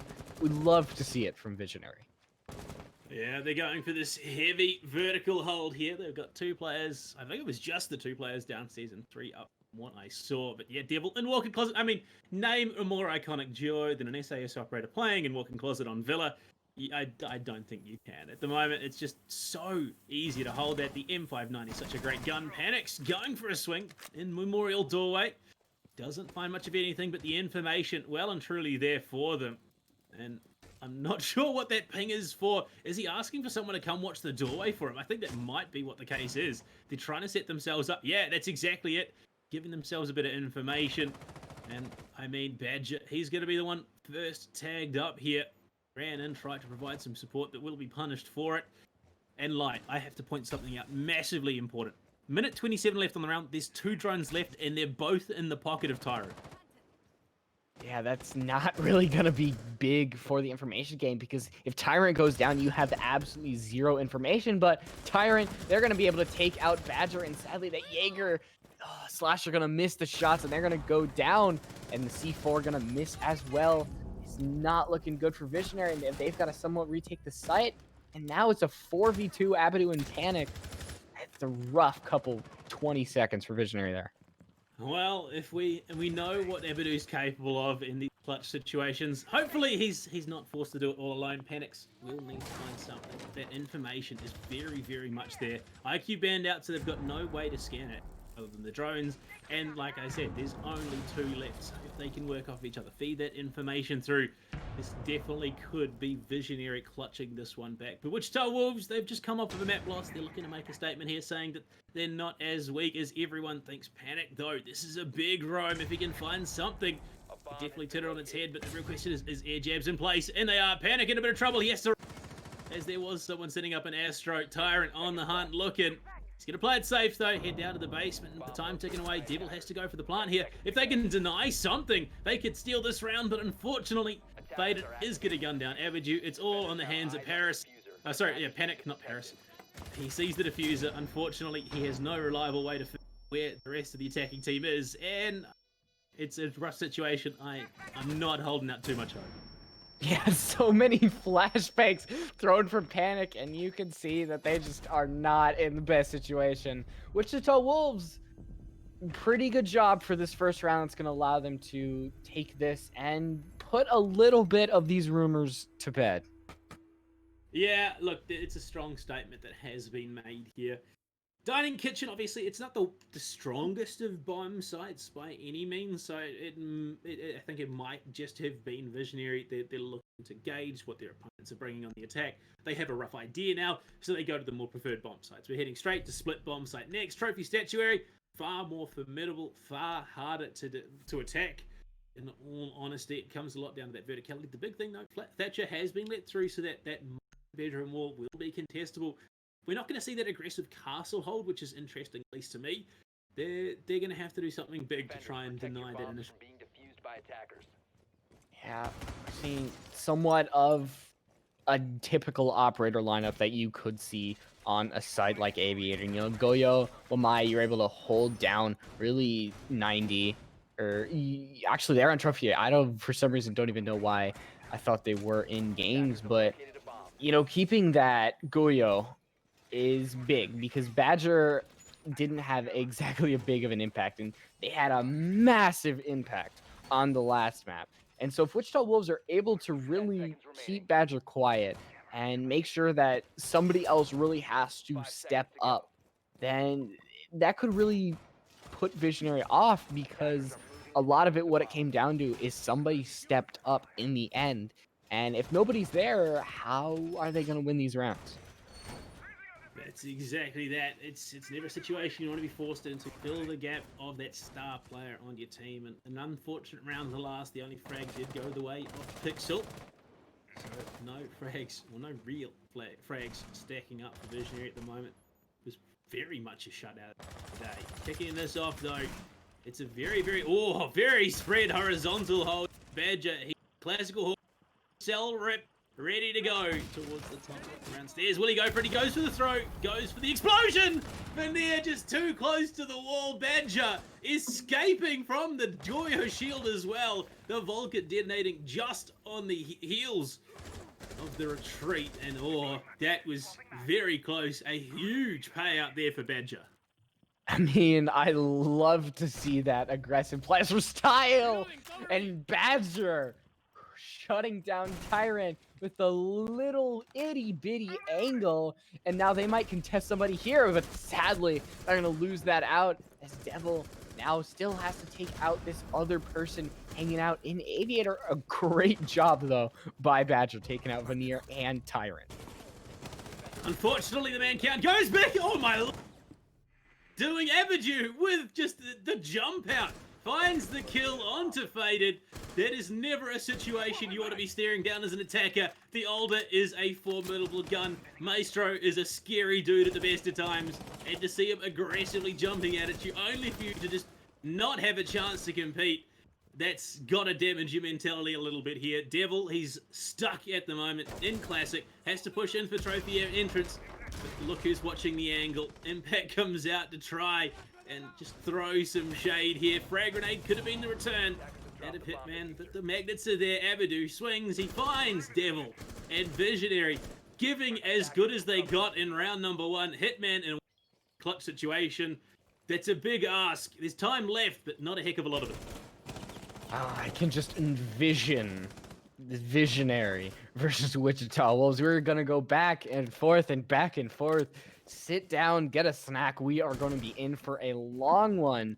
And this round still got a little bit of a long way to go. Hitman, gonna prep that frag grenade. I believe somebody's there, but they're not really gonna last much longer. It's Abadu doing a great job that round. The Alda, you mentioned a formidable gun, and it definitely put a few holes in Wichita Wolves' strategy there. Look, they had the long angles established. There's you see two lines of shots coming through to deny that push in, and we're back at 1-1. The scores evened up. I mean, they lost Dining Kitchen. They then have the option to go to, Split and Aviator Games, the two most preferred bomb sites on this map. And we are going to see AVG... No, actually, they're going to be heading back down to Dining Room Kitchen. They're going for the big plays, trying to get that round on the board, deny that momentum. I mean, if they can win Dining Kitchen, the world is literally their oyster. Oh, of course. They're able to finally capture what they absolutely struggled with in the first round, and then the sites reopen back up. That just allows the defensive to just go over and over again, and they will have Villa in their control, especially if they're somehow able to win 4 rounds in a row here, which I think is possible if they're really able to play and take advantage of the mistakes like they did last round. Then I think they could go all the way, but Wichita Wolves looking pretty formidable. I think it's hard because a lot of times what we see is we see 2 different sides. One round seems extremely favored towards Visionary, and one seems extremely favored towards Wichita. And a lot of times there's a little bit of blend in between it. Sometimes you might have a clutch like we did in the last round of the last map, but a lot of times it seems that we know who's going to win by the last 15 seconds. And there hasn't been much change from that. Yeah, I mean, there's a lot of questions coming into this. It could be just a straight map swap at the end of the day. Who knows? This very much could be Wichita Wolves on the comeback. It's still early days. We won't know until we get closer to that halfway mark. So at the moment, playing bathroom window was looking through the floor, lucky to escape with his life there. Is Faded, was on the window, did get up, shot straight through, just an inch or 2 above his head. Visionary, they're playing a dangerous game. They're playing bold and audacious, and it seems that is exactly what they need to be doing in these situations. Lucky to keep that mute alive as long as we see some changes already. Avenue back on the pulse. We see the Ella coming up for Panic. An operator that he does seem to favor a little bit here. Played plenty of it in Consulate, is looking back here in Tuscany. And we saw just how many frags he could string together off the back of it. This could be a terrifying prospect for Wichita Wolves. Oh yeah, that pulse scanner, Abadu pinging the heck out of that, but Badger able to find Veneer, and Veneer just really kind of struggling today, not doing the greatest, but still got the rest of their team to really combat them, and if Badger's able to find one, they can really shut them down, but sadly, both of the members on that side of the building go down, and now Wichita Wolves, they're able to revive Hitman. They should be able to have an absolute advantage going into the rest of the round, as the FO12 it's just not going to put enough pressure on the rest of Wichita Wolves. Yeah, I mean, look, it's a bold choice running the shotgun. It's not the strongest of weapons. Like, maybe the Evo just is the preferred gun, but Abadu is going to find the Devil. They've just chipped away. Pixel finds it. Man finishes off the Sledge, who was picked up moments earlier. Pixel swings with the SMG lane to take down Tyrant. This man has really been the hurdle that has to be overcome here for Wichita. At every step, he's just found these key frags. He hasn't been top of the scoreboard, but the frags he finds have been translated into massive advantages. Faded, out of desperation, is trying to look for anything, any sort of avenue in. He's a pixel away! And speaking of, it's the man to shut it down. The SAS mute player for Visionary, unstoppable, undeterrable, and is looking to damage this reputation that Wichita Wolves have established. It's so fun to see Pixel just doing these absolutely aggressive roams, holding in walk and closet. You've got these ADSs flirting with death, and this SMG-11 plays just the recoil control is absolutely amazing. I mean, you can go back to where we saw the Ash body just somewhere of these long-range kills, because the SMG-11 is one of the unwieldiest weapons in this game, and if you can ride that bucking Bronco, you can go far. And we're seeing that with Pixel. They're just running circles around Wichita Wolves, and they were absolutely the factor in why Visionary won that round, like hands down. And I mean, look, it almost sums up the game at the end of the day. A Pixel is all the difference that needs to be made for a round to go in your favor, and that's exactly what happened. Pixel, luckily, is on the side of Visionary, so it went their way. Coming into this, it's Aviator Games. This is the go-to bomb site for the majority of teams coming on. Villa, it's the preferred defensive bomb site. Can be notoriously hard to attack, but also notoriously hard to retake on defense. Positioning is going to be key here. Badger is back on the Goyo. We saw exactly what he did on a split bomb site hold. The crazy thing at the moment, Slasher and two biggest fraggers on this Visionary team currently killless. It's the rest of the guys here that have stepped up. That just means you've got that diversity in your roster, and it makes for honestly a much more exciting match. You know, seeing this player over and over again, that can be really, really fun. But just to see other members, you know, Pixel, Abadu, these somewhat unconventional styles of play, you know, the anchor, the support player, just getting these kills with these unwieldy guns, it just makes for really, really fun Siege, to be honest. I mean, all Siege and SCS is fun Siege at the end of the day. We have yet to have a disappointing map so far. I mean, last week, Emergence and Redux, they set 2 records. Well, almost 2 records. 1.5 records, I suppose. Second is still pretty decent at the end of the day. But they're still early on in the season. There's still any number of possibilities to happen. Wichita Wolves, they're a round down in week number 3, having lost the opening map to Visionary here. Veneer pushing and looking to redeem himself on the back of that last map. He wasn't completely shut out of it, but it's not that debut performance that you're hoping for, to lose the first map. Coming into the second, I would imagine he's looking to make his real statement here. But at the moment, the Visionary, they've got the momentum. Pixel finds himself another one. On an aggressive run out onto Study Balcony. I think it was an aggressive run out. He might have just shot him straight through the doorway onto the landing. But it's still a kill nonetheless. And it's just making absolute great plays from Pixel, still just showing up when it matters and showing up in that leaderboard. That frag power is amazing. And as Panic finds Veneer once again, will we see the tide of this round go towards Visionary? But Panic going down means that really nobody's gonna be on that flank watch to shut down anybody from Wichita. And as Pixel goes down, the one person that we've looked at so far that has just been this star player is gone. So now it's left up to Abadu, Badger, and Slasher, and they've got not the time that they really want to defend against this site. They don't have the entry denial. They've got the Goyo, but as Abadu goes down, that's another player that just can absolutely be crucial in helping tide back Wichita Wolves. Slasher as well to go down, and it's a 1v2. Devil is low, so it's not going to take a huge investment here for Badger to be able to clutch this one back. Oh no! The Goyo shield behind him, but Badger gets the knife kill onto Hitman! It's a 1v1. Badger has the health advantage. See, Devil, he's locked out of the bomb site. He's going to rotate back to Games. Has the diffuser in hand. Will finish off Abadu for a triple. But it's a 1v1. Time ticking away. Devil has to commit to the plant here. He's tucked in behind the bar. So Badger has a long angle to contest. He's going to go for the vault play.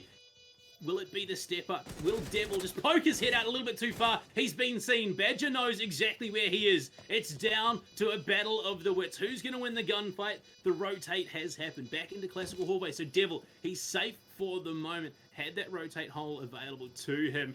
Where is the push going to come from? Is it going to be a straight run? He's on the diffuser. He's tucked in behind the barricade.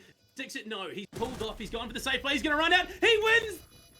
Badger in a 1v2 clutches it out. Visionary are just absolutely kicking Wichita Wolves while they're down.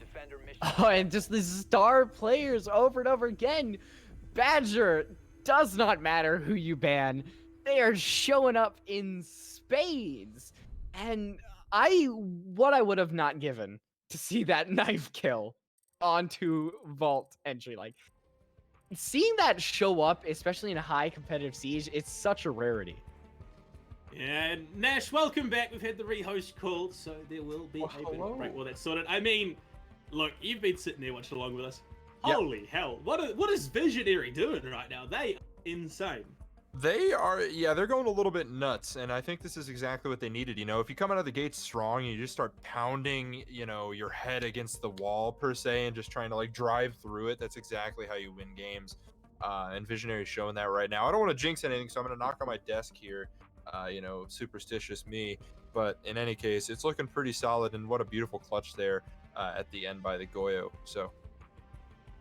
Look, I mean, that's largely been Visionary at the end of the day. There's these clutch rounds. They've been able to find these key frags that well and truly enabled them to, if not come back, just completely shut out a round. But that the momentum is there entirely for Visionary at the moment. They've completed a flawless rotation of bomb sites, split into dining, straight into aviator games. They now have the option to go back to split if they want to, I believe. So, look, at the moment, Wichita, as much as it was Visionary that called the rehost, I think Wichita Wolves need to use this. They need to discuss what's going on, and they need to find some way to stop this snowball that seems to be Visionary. I wanna mention how will we see a kind of trend like we saw in last map. You know, last map we saw Wichita Wolves came out of the gate super strong, and then Wichita Wolves just came back. You know, they somewhat were even at the split, and then they started winning. They're attacking a lot more. So will we see that happen again with Visionary? Even though, you know, the roles are a little bit flipped, defensive attack, will Visionary kind of be a little lackluster on their attack? Now, I personally don't expect that. I think that Visionary is going to keep their same aggression that they really had with their attacking style, like they had on Consulate. And this defensive side isn't any different. It's just Wichita Wolves. They're just not playing to the standard that they need to beat Visionary out here. I'm going to sort of butt in a little bit too. I know you can't see my face anymore, so I'm speaking from the ether, and I know it's not Halloween, but I'm a ghost. But in any case, yeah, Visionary's just sort of capitalizing on the style that they were playing on last map. You know, I mean, we saw those last two rounds. They were really just honestly sending it. You guys mentioned it, especially on the final round of their OT in the last map, where they just sort of made their way into the site. And even though this is their defensive sort of half, it's still happening. They're getting their early frags. I think they've gotten the entry the past two rounds, or the opening kill, I guess I should call it. So it's really working well for them, and if they continue that even into their attacking half, I wouldn't be surprised if we see this go into potentially 7-4 scoreline in favor of Visionary, as long as they keep up that momentum. But it's a little bit too soon. I'm not going to speak too much on that, but that's just, you know, premonition on my part. Yeah, I mean, look, Visionary have just looked like an entirely different case coming into this. I think it's very much a case of they're warmed up, I suppose. They've had a lot more time to work on the defense. Their defense is going to be feeling that much more familiar. Yeah, it's very much a question of how that trade over in the half goes when they attack. Will they still have that momentum? Will Badger be as effective without that Q available to him? There's a lot still up in the air. The big thing though already, Wichita Wolves, these two new players, Hitman and Veneer, not spectacular debut performances, not lackluster either by any means, but they really are struggling. Especially, this is probably not the greatest of matches to debut in, but Light, we're back into it. Sorry, Nash. We'll see you later after we head to the, well, hopefully there's no other rehost. Hopefully it's at the end of this map when you can take it over with the analyst. Light, 3 rounds in a row, flawless bomb site rotation coming up for Visionary. What is it that Wichita Wolves need to do to shut down the momentum? I think you can't really focus any one person. This is a team effort. You know, you take out Pixel, Abadu steps up. You take out Abadu, Badger steps up. It's just this all team effort. So you need to, you know, stop targeting, because that IQ ban, like we mentioned, that was a target ban. So that is already calling out one person on the enemy team that you really selected out, that they have just absolutely been destroying you. But as I mentioned, it's a team effort. So a lot of it is just on Wichita themselves. They are just not performing at the caliber that we've really seen them perform in the past. They were undefeated before this. And, possibly some of that could come down to certain members of the team, but they've still got 3 people from, that somewhat older roster. So it's not a complete breakdown of a roster. It's just, I guess, lack of coordination as a team, and that can somewhat come with new people on the roster. If your miscommunications to these 2 people who are a big parts of your team, that can just throw away rounds completely. But I don't see that happening to Wichita Wolves. Well, yeah, I mean, that is the question at the end of the day. Is having the core 3 going to be enough for them to bring back, carry these 2 new players over, I suppose, a threshold victory? They're going for that extended hold once again, it seems here. The big adaptation already. Badger is going to be playing Castle rather than Nagoya, which we saw in that last round. Was huge in shutting down the attack. Was a key player in defending from this horizontal point. Really able to pivot and then rotate back and contribute in the later stages of the round as well. Abadu, I mean, look, we've got to keep eyes on him. We saw exactly what he was capable of in that last round. No, gunfight definitely going the way of Hitman as he does start that contest onto Panic from Study Door. Not going to be able to find the kill either way, but Veneer, he's heading towards the place he last died on this bomb site attack. Hitman is pushing into Aviator Veneer. He wins the gunfight this time against his rival Badger. First entry they've found since round number 1, and Hitman, is he going to be able to find the kill onto Panic? Unfortunately, it's Slasher with the long range to contest to shut him down. Support very much there, and Panic will find one of his own. Pushes in. They're not droning out the corners. You need to be checking these tight angles, especially on a map like Villa. They can punish you so heavily. Yeah, there we go. We just see that kind of sloppy, your own mistakes style of gameplay. And now Wichita, they've put themselves in this position, leading Veneer and Fade, people who haven't, they haven't done the best tonight against the people who definitely have. I mean, you've got Panic, Pixel, Slasher, Abadu. Every single one of these names have done something that is absolutely monumental tonight. One, if not even more. And they've got a bunch of people who've got to go up against him. Panic going down on these red stairs. It's a good start as Slasher is able to take some damage. If you can take out these defenders without really risking much of your health, that'll be worth a lot later in the round.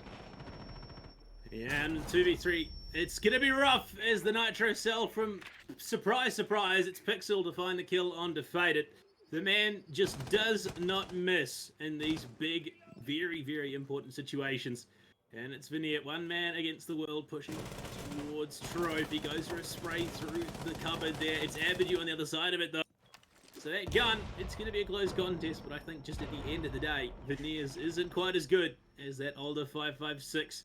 And he's being harassed, he's being bullied. There's a player behind the shield, it's Slasher, and just the 2-man crossfire swing shuts it down. Visionary, 4 rounds in the half. And look, as much as we have been talking about Veneer and Hitman performance here, this couldn't possibly be a worse debut match for these guys. And it's not because they're playing bad, it's just because Visionary are going absolutely ballistic. Yeah, I mean, they're playing possibly the best that they could. Obviously, you always strive to do better, but I think in this situation against this specific team, they are just looking the best that they can absolutely be. And now going on the Dining Room Kitchen, I think it's possible we could see a 5-1 split. That is really devastating for Wichita, who definitely had a much stronger attacker side last map. Going on to that defensive side, you are just going to really be playing with not even just one hand, with like 2 hands behind your back because of how much you really put yourself in this bad situation. Yeah. And at the moment, it's post-rehost. The kills have been reset, but Veneer, the only one to find much of anything in that last round, is kind of telling. They really struggled to string together any meaningful kills. They've always found themselves in the big disadvantages here. And going to Dining Kitchen, we're going to see that vertical hold once again. It's 1-1 in terms of the bomb site itself. Round number 1 going the way of Wichita Wolves. Round play a Visionary, and it was Badger to kick it off. He took down Veneer in that round as well. Will it be the same Badger this time? He's playing the Castle. I believe last time he was playing the Goya, I want to say, because I believe it was a Nitro. I could be wrong. I think that might have been round number 2. Either way, it's going to be a tentative push, I think, here from Wichita. Yeah. Oh no, Pixel hanging in that walk-in closet again. That is just their domain, and I really like to see them just hanging out around there. But if Faded's able to take out Pixel relatively early in this round, which definitely will be a monumental effort, that could really secure the round because of how much that has had an impact. But that's still just a really big standoff between that. You do not want to be on the bad end of Pixel's SMG-11 play because everybody here knows that it is deadly. And it's just a slow tension in between these two operators. Something in over in yonder, we're seeing Badger take out Hitman, and there we go, just struggling on red stairs. And now Visionary get the opening pick once again. Yeah, just the sheer amount of confidence is Slasher and Abidu. They get 2 more. It's Veneer and Tyrant to hit the dirt. At least Devil will get a refrag onto Panic. But FO12, not the greatest of firearms at long range, so we'll be shutting down the Ella. Faded still yet to get inside the building for the half the round played. And look, this 5-1 split of the half is looking more and more the reality here. You've got Pixel holding walk-in, Faded locked out of master bedroom. You've then got Devil just looking for frags. In fact, it's been fed back, and it's going to even things up. Faded, though, tagged low. It's going to be largely on the shoulders of Devil, who's just walking straight into the bomb site. 2 very aggressive attempts at shutting down these attackers have been cut low. At the moment, no hands on the diffuser. It is being watched here from below. Devil, unfortunately, he's not an Oryx. He can't just jump up and grab it as he'd want. It has to join up, try and get that diffuser back. But look who's watching. It's Slasher, just trying to contest the angle. No idea where Badger is. Oh, okay. No, he's right there. He's looking. That is a big misplay and could cost Visionary the round. If Faded finds the head, it's going to be Devil instead from below. That is a massive misplay. Badger just not watching his angles, not holding a safe position, was sitting in the middle of Astro, and Wichita Wolves literally stole that away. Yeah, that's rough. As Visionary, that was 100% your round. You had a 5v2, and then you blow it. I think that was just, you got a little bit too overconfident, and you let your guard down a little bit. That is something that, if your enemy's making a mistake, don't interrupt them, and they definitely interrupted them when they were making a mistake with their own mistakes. But as a split, 4-2, definitely not something to scoff at. You know, that's something that you possibly would see as a typical one, but for right now, it has been seeming like a clean 6-0 in mentality-wise and momentum-wise right now for Visionary. I mean, anybody who's really watched this map would be surprised that Visionary has given up 2 rounds simply because how both of these teams have played. And now I expect Visionary to really keep up this momentum. But Wichita Wolves, this is the time to put a damper on that. You know, the first round could decide how this map is going, and now the 7th round could decide how it's going to end. Yeah, I mean, look, you're not wrong at all. Like, there's so much riding on how this second half opens. Wichita Wolves, they're heading to the preferred side. It's defense for them to kick it off. I think Visionary as well, there might be a little bit of tilt coming into play that, by all rights, was their round to win. Over aggression. There was no need to go for the run out onto Faded. Like that, there was just these over aggressions that were made and cost them the round. They had time, they had the advantage, they just needed to play their angles, and that's not what happened. Now, look, it's a 4-2 split. That's probably the best of a bad situation in all honesty here on the attacks. They can look to ride it out on the defense if they decide. Not decide, if they win it out, that's really the big play at the end of the day. And Devil, he's bringing in Malusi. They've got a lot of stall tactics, a lot of tools that is going to make that push from Visionary that much harder. And it's going to come down to execute at the end of the day. Big eyes on Badger, though. He's going to be playing the buck instead of the IQ. And one of the big things about a buck is he needs to stay alive. Yeah, the C8, it's a little bit of a different gun. It can be same in the terms of unwieldiness, but Devil, they're just gonna escape with their lives, and nobody is gonna be scathed. But that's gonna allow Panic and the rest of Visionary to really gain control of Red Stairs, and they're just gonna start pushing onto this side. That Maestro Kim gonna be dealt with Malusi Banshees as well. There's just so much for this attacking side to deal with. That's why the soft breach is so important. And Badger, you're gonna have to deal with a lot of fire, and they're just gonna pre-fire through that hole, and it is not gonna work out. As Tyrant with the revolver. Oh, that's Look, it's demoralizing losing a gunfight because you ran out of ammo. It's demoralizing that your opponent also ran out of ammo, and Abadu at least will get one back, taking down Hitman, probably the most or second most impactful operator to be losing for Wichita Wolves on the defense. The most, obviously, would be Smoke playing in the hands of Faded. Just great at stalling things out, but damage really is being done. A lot of chip going the way of Visionary. At the moment, Devil and Tyrant, they've been tagged up. Not going to be the biggest investment for them to finish them off. Veneer, though, he's playing classical at 90. Gives away the goat, goes for the shots, misses it, and so they are now aware of his position. This could be a pinch coming out. He could be in a huge amount of trouble very, very soon. They're setting themselves up for a great push. It's really going to come down to that execute. And that is really how Siege is played, but Pixel finding 2 SMG-11 ARX. It does not matter, as they are going to give Visionary a huge boost. But Faded takes out Pixel, and there we go. Visionary, in the span of a couple seconds, changed the rounds to their side, and they're winning this, and they're 1 round away from match point. Yeah, look, at the moment, we might be in Tuscany, Italy, but I think Wichita Wolves, they're currently in Spain, but with the S. They're struggling. They're not in the greatest of mindsets, I'll tell you that much. The way that round just came apart, despite that early advantage being established, Visionary are in position. 2 rounds to go, and they are going to be able to deny this complete flawless run that Wichita Wolves are setting themselves up for. Yeah, even that. Badger, you got to pay respect to the revolver kill. That was a big shot to connect. Right, I love that's a good reference right there, and some good banter that hopefully, even though that Wichita Wolves, they aren't even doing that well, they're still somewhat having those good spirits, still able to have a little bit of that friendly banter, because in the end, Rainbow Six is a game. I know that it's just a game as a weak mindset, but in the end, it's important to have fun, and I think I'm starting to sound like a soccer mom, but I'm glad that both these teams are hopefully having fun.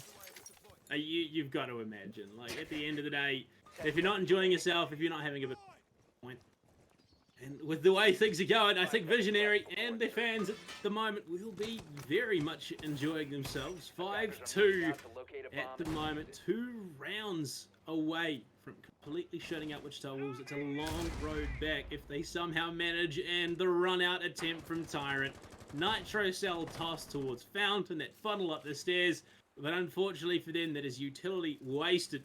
They all, or the majority of them at the very least, spawned over towards Ruins. 4 players heading towards Study Balcony. Badger off on his own on the Thatcher.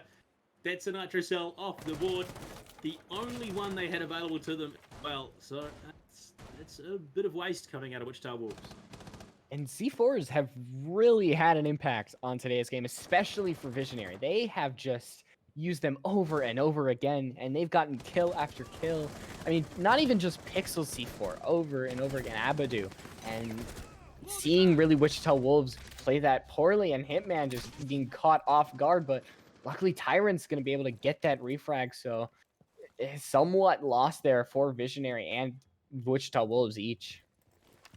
I mean, in all honesty, you've got to favor Visionary in that situation. Losing a Maestro that early on, one, I mean, you have less control over the Evil Eye Cams. 2, just the deterrent of the Evil Eye Cams. 3, the older 5.56. That has got to be rough. And Ash, bit of utility. That's a couple of flashes, breaching rounds. Not the biggest thing to be in that situation.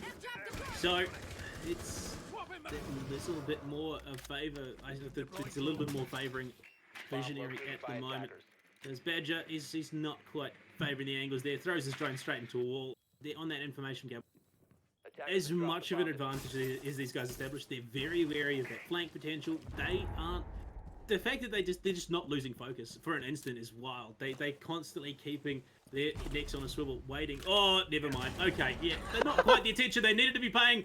As Tyrant was sitting there on the window waiting for it, but yeah, they're still droning out. They're still utilizing the tools available to them. Unfortunately, Abadu didn't have that information. For it, Pixel, he's going to even things up. Gets Tyrant on the rotate back through from Master Bedroom. Toxic Canisters will be slowing things down. Light, it's 3-3, and they've still got some of these power players left alive for Visionary. Yeah, I think the advantage definitely goes to Wichita here. I mean, you've still got Faded with these smoke canisters. They are starting to drain away, but now you're able to hear Pixel just breaking over these boards, but Pixel, they don't lose. They don't lose these. And that is going to allow Badger to start this diffuser, and as Pixel takes down Faded, it's just Veneer to stop match point. Like, Pixel has just not stopped this map. Pixel has single-handedly undermined everything that Wichita Wolves is doing.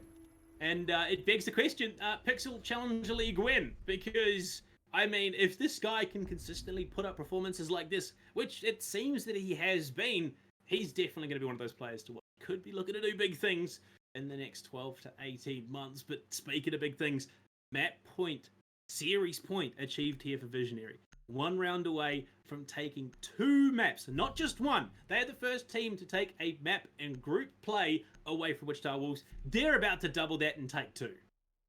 Yeah, and winning this 7-2, not going to overtime against Wichita Wolves, is you tell that to anybody like 2 weeks ago, like maybe even a week ago, and they would tell you that you are crazy.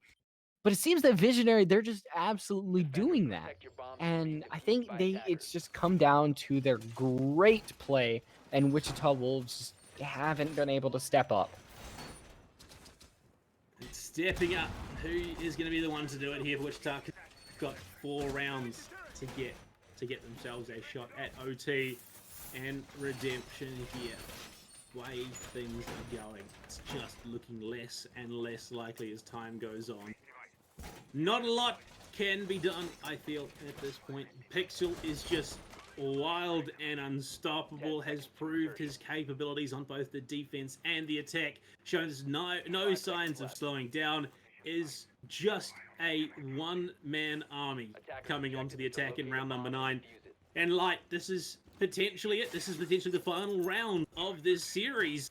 And Wichita Wolves, this is going to be a blow to morale.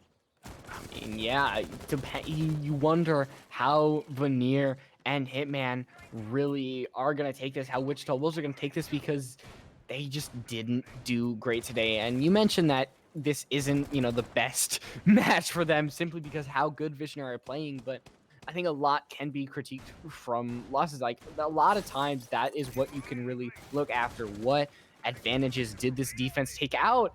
And Veneer was struggling to shoot the drones. There were 2 drones, and that allowed everybody to just engage on the Jaeger, and that's rough. That's... Hey, look, what better way to hunt down your prey than confuse them? And that's exactly what happened. Veneer didn't know which one to shoot at. There was also a player there behind the drones as well. And it's going to be Slash to open up the fragging here in round number 9.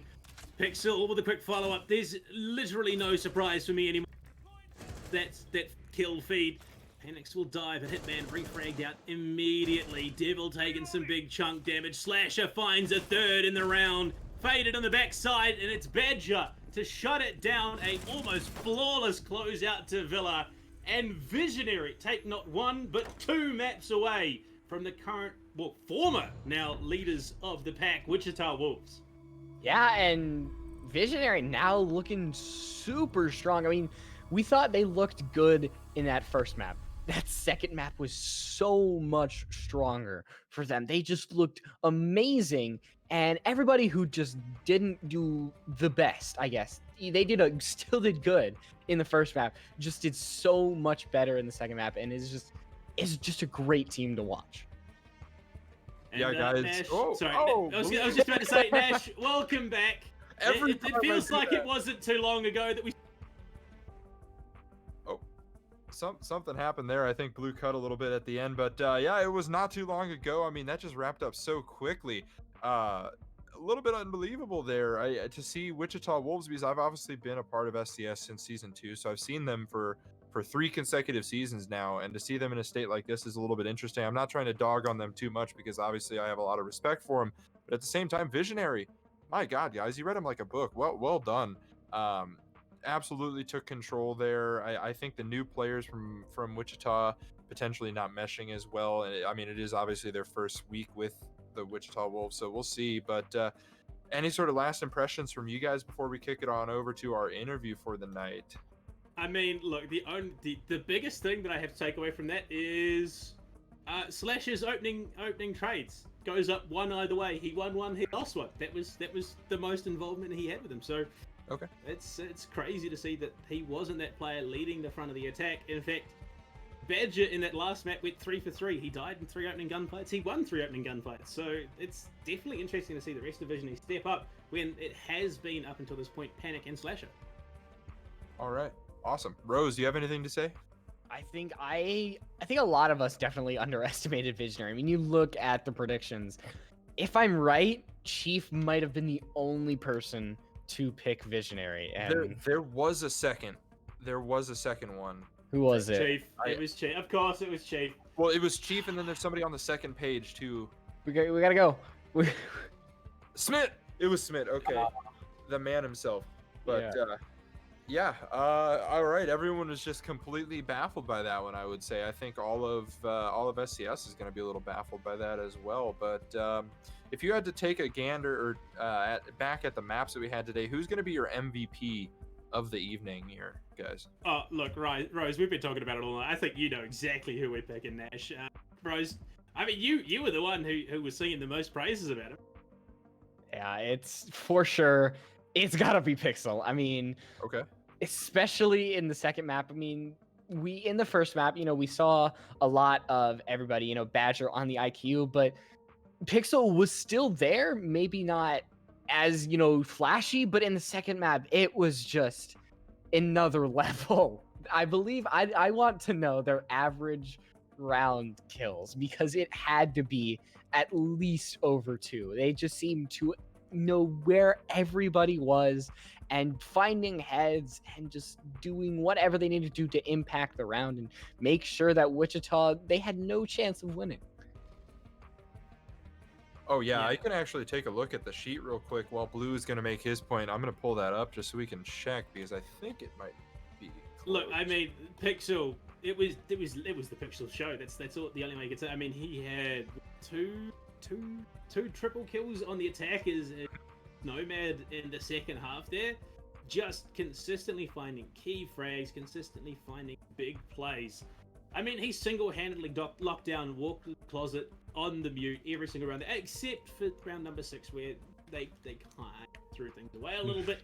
But on the whole, yeah, Pixel just absolutely dominated at every step in that match.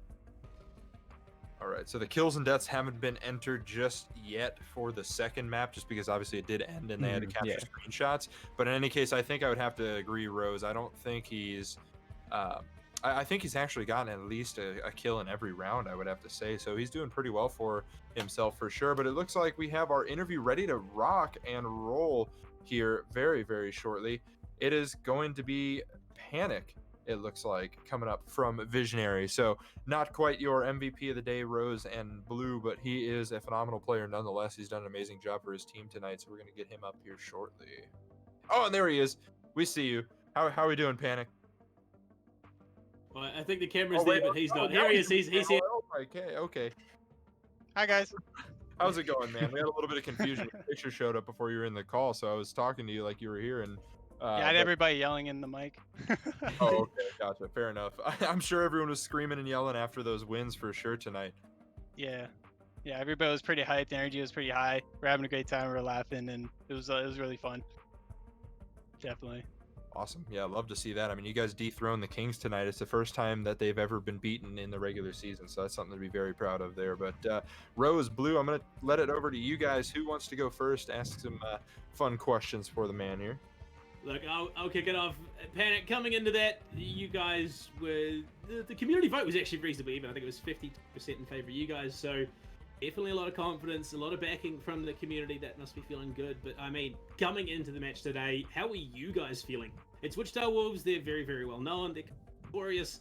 And given their standing on the leaderboard, was that daunting for you guys at all? Honestly, Wichita Wolves, they're a great team. They're very organized and coordinated. We kind of felt like we were the underdogs going into it, and we weren't expecting, big results like this. Considering that, like, a lot of us have had work schedule issues and like trying to get everybody on at the same time. Everybody's been struggling to, make practice, and we just like practice like once a week right now. So just trying to get everybody on at the same time has been a struggle. So we did feel like the underdogs coming into the match, but we just said, let's just go have some fun. Let's go and just play it out. We know our stuff and we know it from last season, and let's just do what we can do, right? And that's all we had to do. And everybody showed up. Badger showed up. He just literally showed up in the middle of warm-up scrims coming from work. He was a little bit late. It's just, we just had to, pull through and just do what we know, right?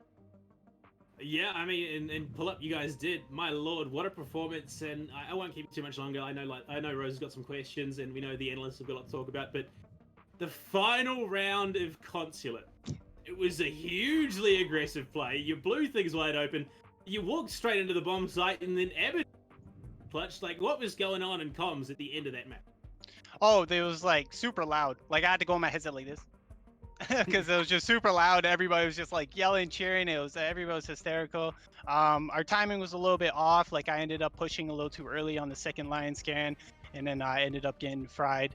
And then we had half of the team at the breach, not ready to fucking push in and go, right? So the timing was a little bit off, but we still pulled through. The team, once they initially got in and they started getting into the gunfights, they just pulled through and pulled out on top on there. So they did pretty well, and I'm actually pretty happy for them.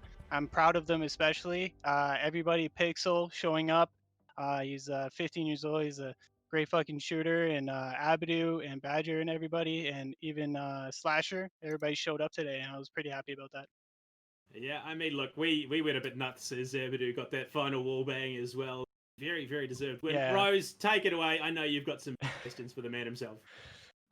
What are you feeding everybody? Like, it seemed like everybody was just pumped up. They just knew where everybody was, perfectly timed. The gunfights just almost always went your way. Is there anything that you kind of worked on or that came through tonight that kind of achieved that? We did, like I said, like we've been having times, like hard times trying to schedule practices and stuff like that. So like we really don't have too much practice in during the weeks. Like once a week is of course not enough. So we didn't really have too much prepared, other than us playing them in the qualifiers on Consulate. We already knew that they'd probably end up watching our VOD from playing against Lycus on Consulate, and they were going to end up counter-stratting us, and they were just going to bring full force, just ready to fucking beat us up, and that's what they did, and they showed it, right? And we had to switch it up. We had to start taking different approaches. We had to use our knowledge and our game sense to try to, remember what we did against Lycus and try to flip it and try to execute on the site differently and based on what they haven't seen. So we had to switch it up, and then I was terrified roaming against them, to be honest. They were coming at me like a flaming train every single round, and they were throwing drones at me. It was actually quite terrifying, to be honest. And they did see me roaming on the previous VOD, so they just came at us with full force, and we just had to put guns up and try to take the gunfights and do our best to be able to pull through. Yeah, well, your aggressive roam and your ability to really adapt on the fly, I think that was a really big part in why you guys really took such a strong win tonight. And I think you guys really showed a lot, because I don't really have any questions. I think you answered a lot of them on the field, honestly. That's good. That's good. All right. Well, I'll tell you what, Panic, I've got one more question for you real quick. So what do you guys want to say to the fans and then also your opponents? And in particular, you guys are facing first attempt for week number 4. So anything you guys want to say to anybody, shout anybody out real quick? Shout out to Jason, definitely being there. He's definitely been with us since ESA last season, and he's still with us today. And shout out to the team and all the fans out there for supporting us. If you guys don't think we don't see your comments, we do actually watch the VOD. We do see your comments, and we really appreciate the support that everybody shows inside of the chat and the Twitch chat, and also the people in the DMs as well. Also, shout out to the teams that we played. Playing against Hostile Actions, Lycus. You guys actually really sparked the competitive mindset in this team again, because everybody came in, we were like, let's have some fun, let's just play it for shits and stuff like that. But now everybody's starting to like see a more competitive side on the team now because of everybody sparking that mentality again. So I have to thank everybody for that, including Wichita Wolves. Awesome, man. Well, thank you so much. I mean, we're definitely impressed with how you're doing, and we'll look to you guys to really continue this trend, in the future weeks and keep on chugging. So thanks a lot, man. Have an awesome night. Go celebrate that victory. So yeah, we'll see you guys next week. But in any case, Rose, Panda, anything you guys want to say, closing remarks as well before we kick it on over to Pond and Smith for their facts and knowledge? I mean, look, hey, the Visionary, they came today, they played, they spoke for themselves, and what a statement was made. They're definitely one of the teams that are going to be contesting for top of the scoreboard. And look, hey, I think teams are going to start to take notice. Like, we had a phenomenal cast. There were some great plays. Hey, look, I'd be surprised to see some of those plays coming out in the montages later on. That's awesome to hear. Oh yeah, I mean, so that's the one thing too, is make sure you guys are clipping your stuff. All right, if y'all are recording your POVs, definitely clip that. If you want to put it in your next video or whatever, it's definitely impressive when you can come out and especially get those like 1v3 plays that we saw, or those really quick double, triple kills coming in to save rounds, especially. So that's awesome. Yeah. Rose, do you have any sort of final things before we kick it over to analysts? I just think a lot of people underestimated Visionary. And I don't think that's going to be happening anymore, because a lot of people, I think, are looking at this match and they are going to be scared of just not even just one person. It's just going to be the entire team. So a great job by you guys tonight, and I wish you luck in the future. Thank you very much, and hopefully we can get the Alrighty, perfect. roster Well, let's go finalized for you ahead guys. on over to our trusty analysts real quick. We have a lot of stuff to hear from them. So thank you, Blue and Rose. We'll see you again later on. But Pond, Smith, take it away, friends. Oh boy. I mean, where do I start? I just want to say I was right. You were wrong. Visionary, I definitely predicted that they were going to win. I knew. I had no doubt about this. I had full faith that Visionary was going to win. Wichita Wolves are a good team, but lately been a little lackluster because of the roster changes amongst many things. They're just still trying to find their place with their team, and it's perfectly understandable. It's respectable. Just got to give a little bit more time if you want it to actually work out. Visionary, I had fully believed in that team, no doubt. Panic used to be an old teammate of mine. That guy was a heavy fragger, and he was also big brain. He's not no brain fragger. He big brain fragger. So to say the least, it was nothing. I think I'm going to phrase this right.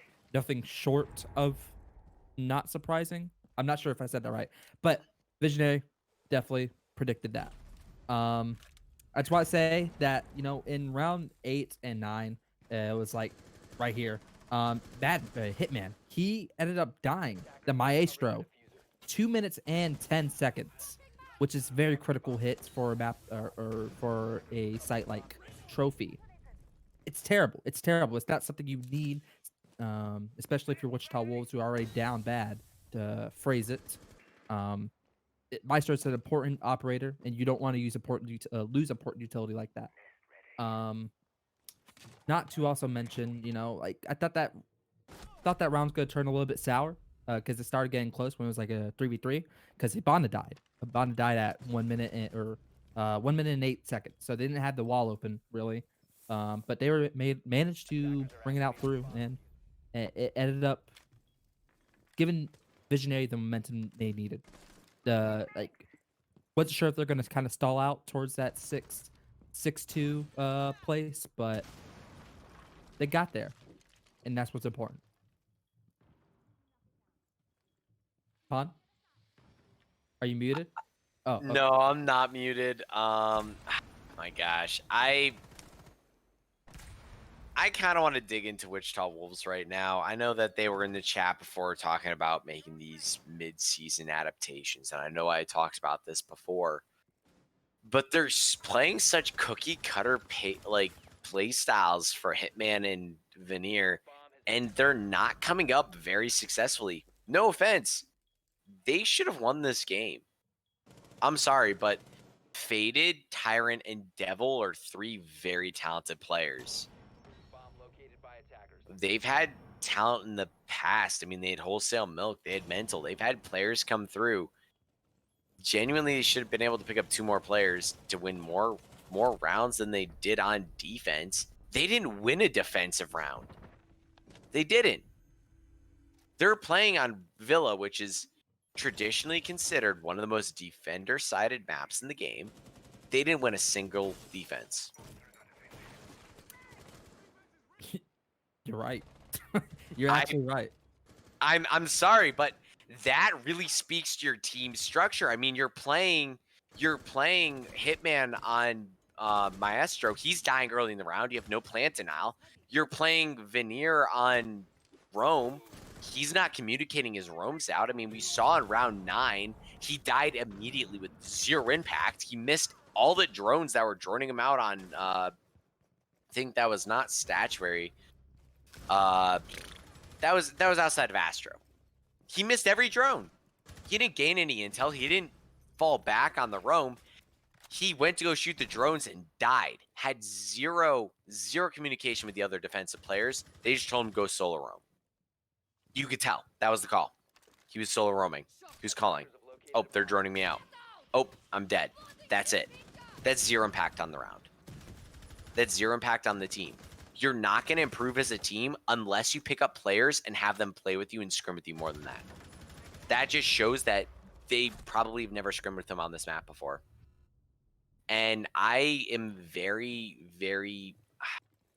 I try to be very non-critical of teams, but I also don't like the carousel that is T3 and T2 Siege. And this is a very clear indicator of why the drop and add player mentality of T3 is a bad thing. And I think that Wichita Wolves was a tyrant last season because, I mean, kind of a joke because they have Tyrant on their team. They were Tyrant last season because they kept the same roster, and even if 1 or 2 players weren't performing, they still did better. They kept a consistent roster. This season, they've just been dropping and adding people like hotcakes, and it's that roster shuffle. They might not have found that great fit. I don't know what's going on with them internally, but I can tell you that with the amount of competition we have this season, I can't tell you one of these teams that's actually bad. Last season, I think I could have told you that maybe there are a few teams that aren't as competitive as the rest.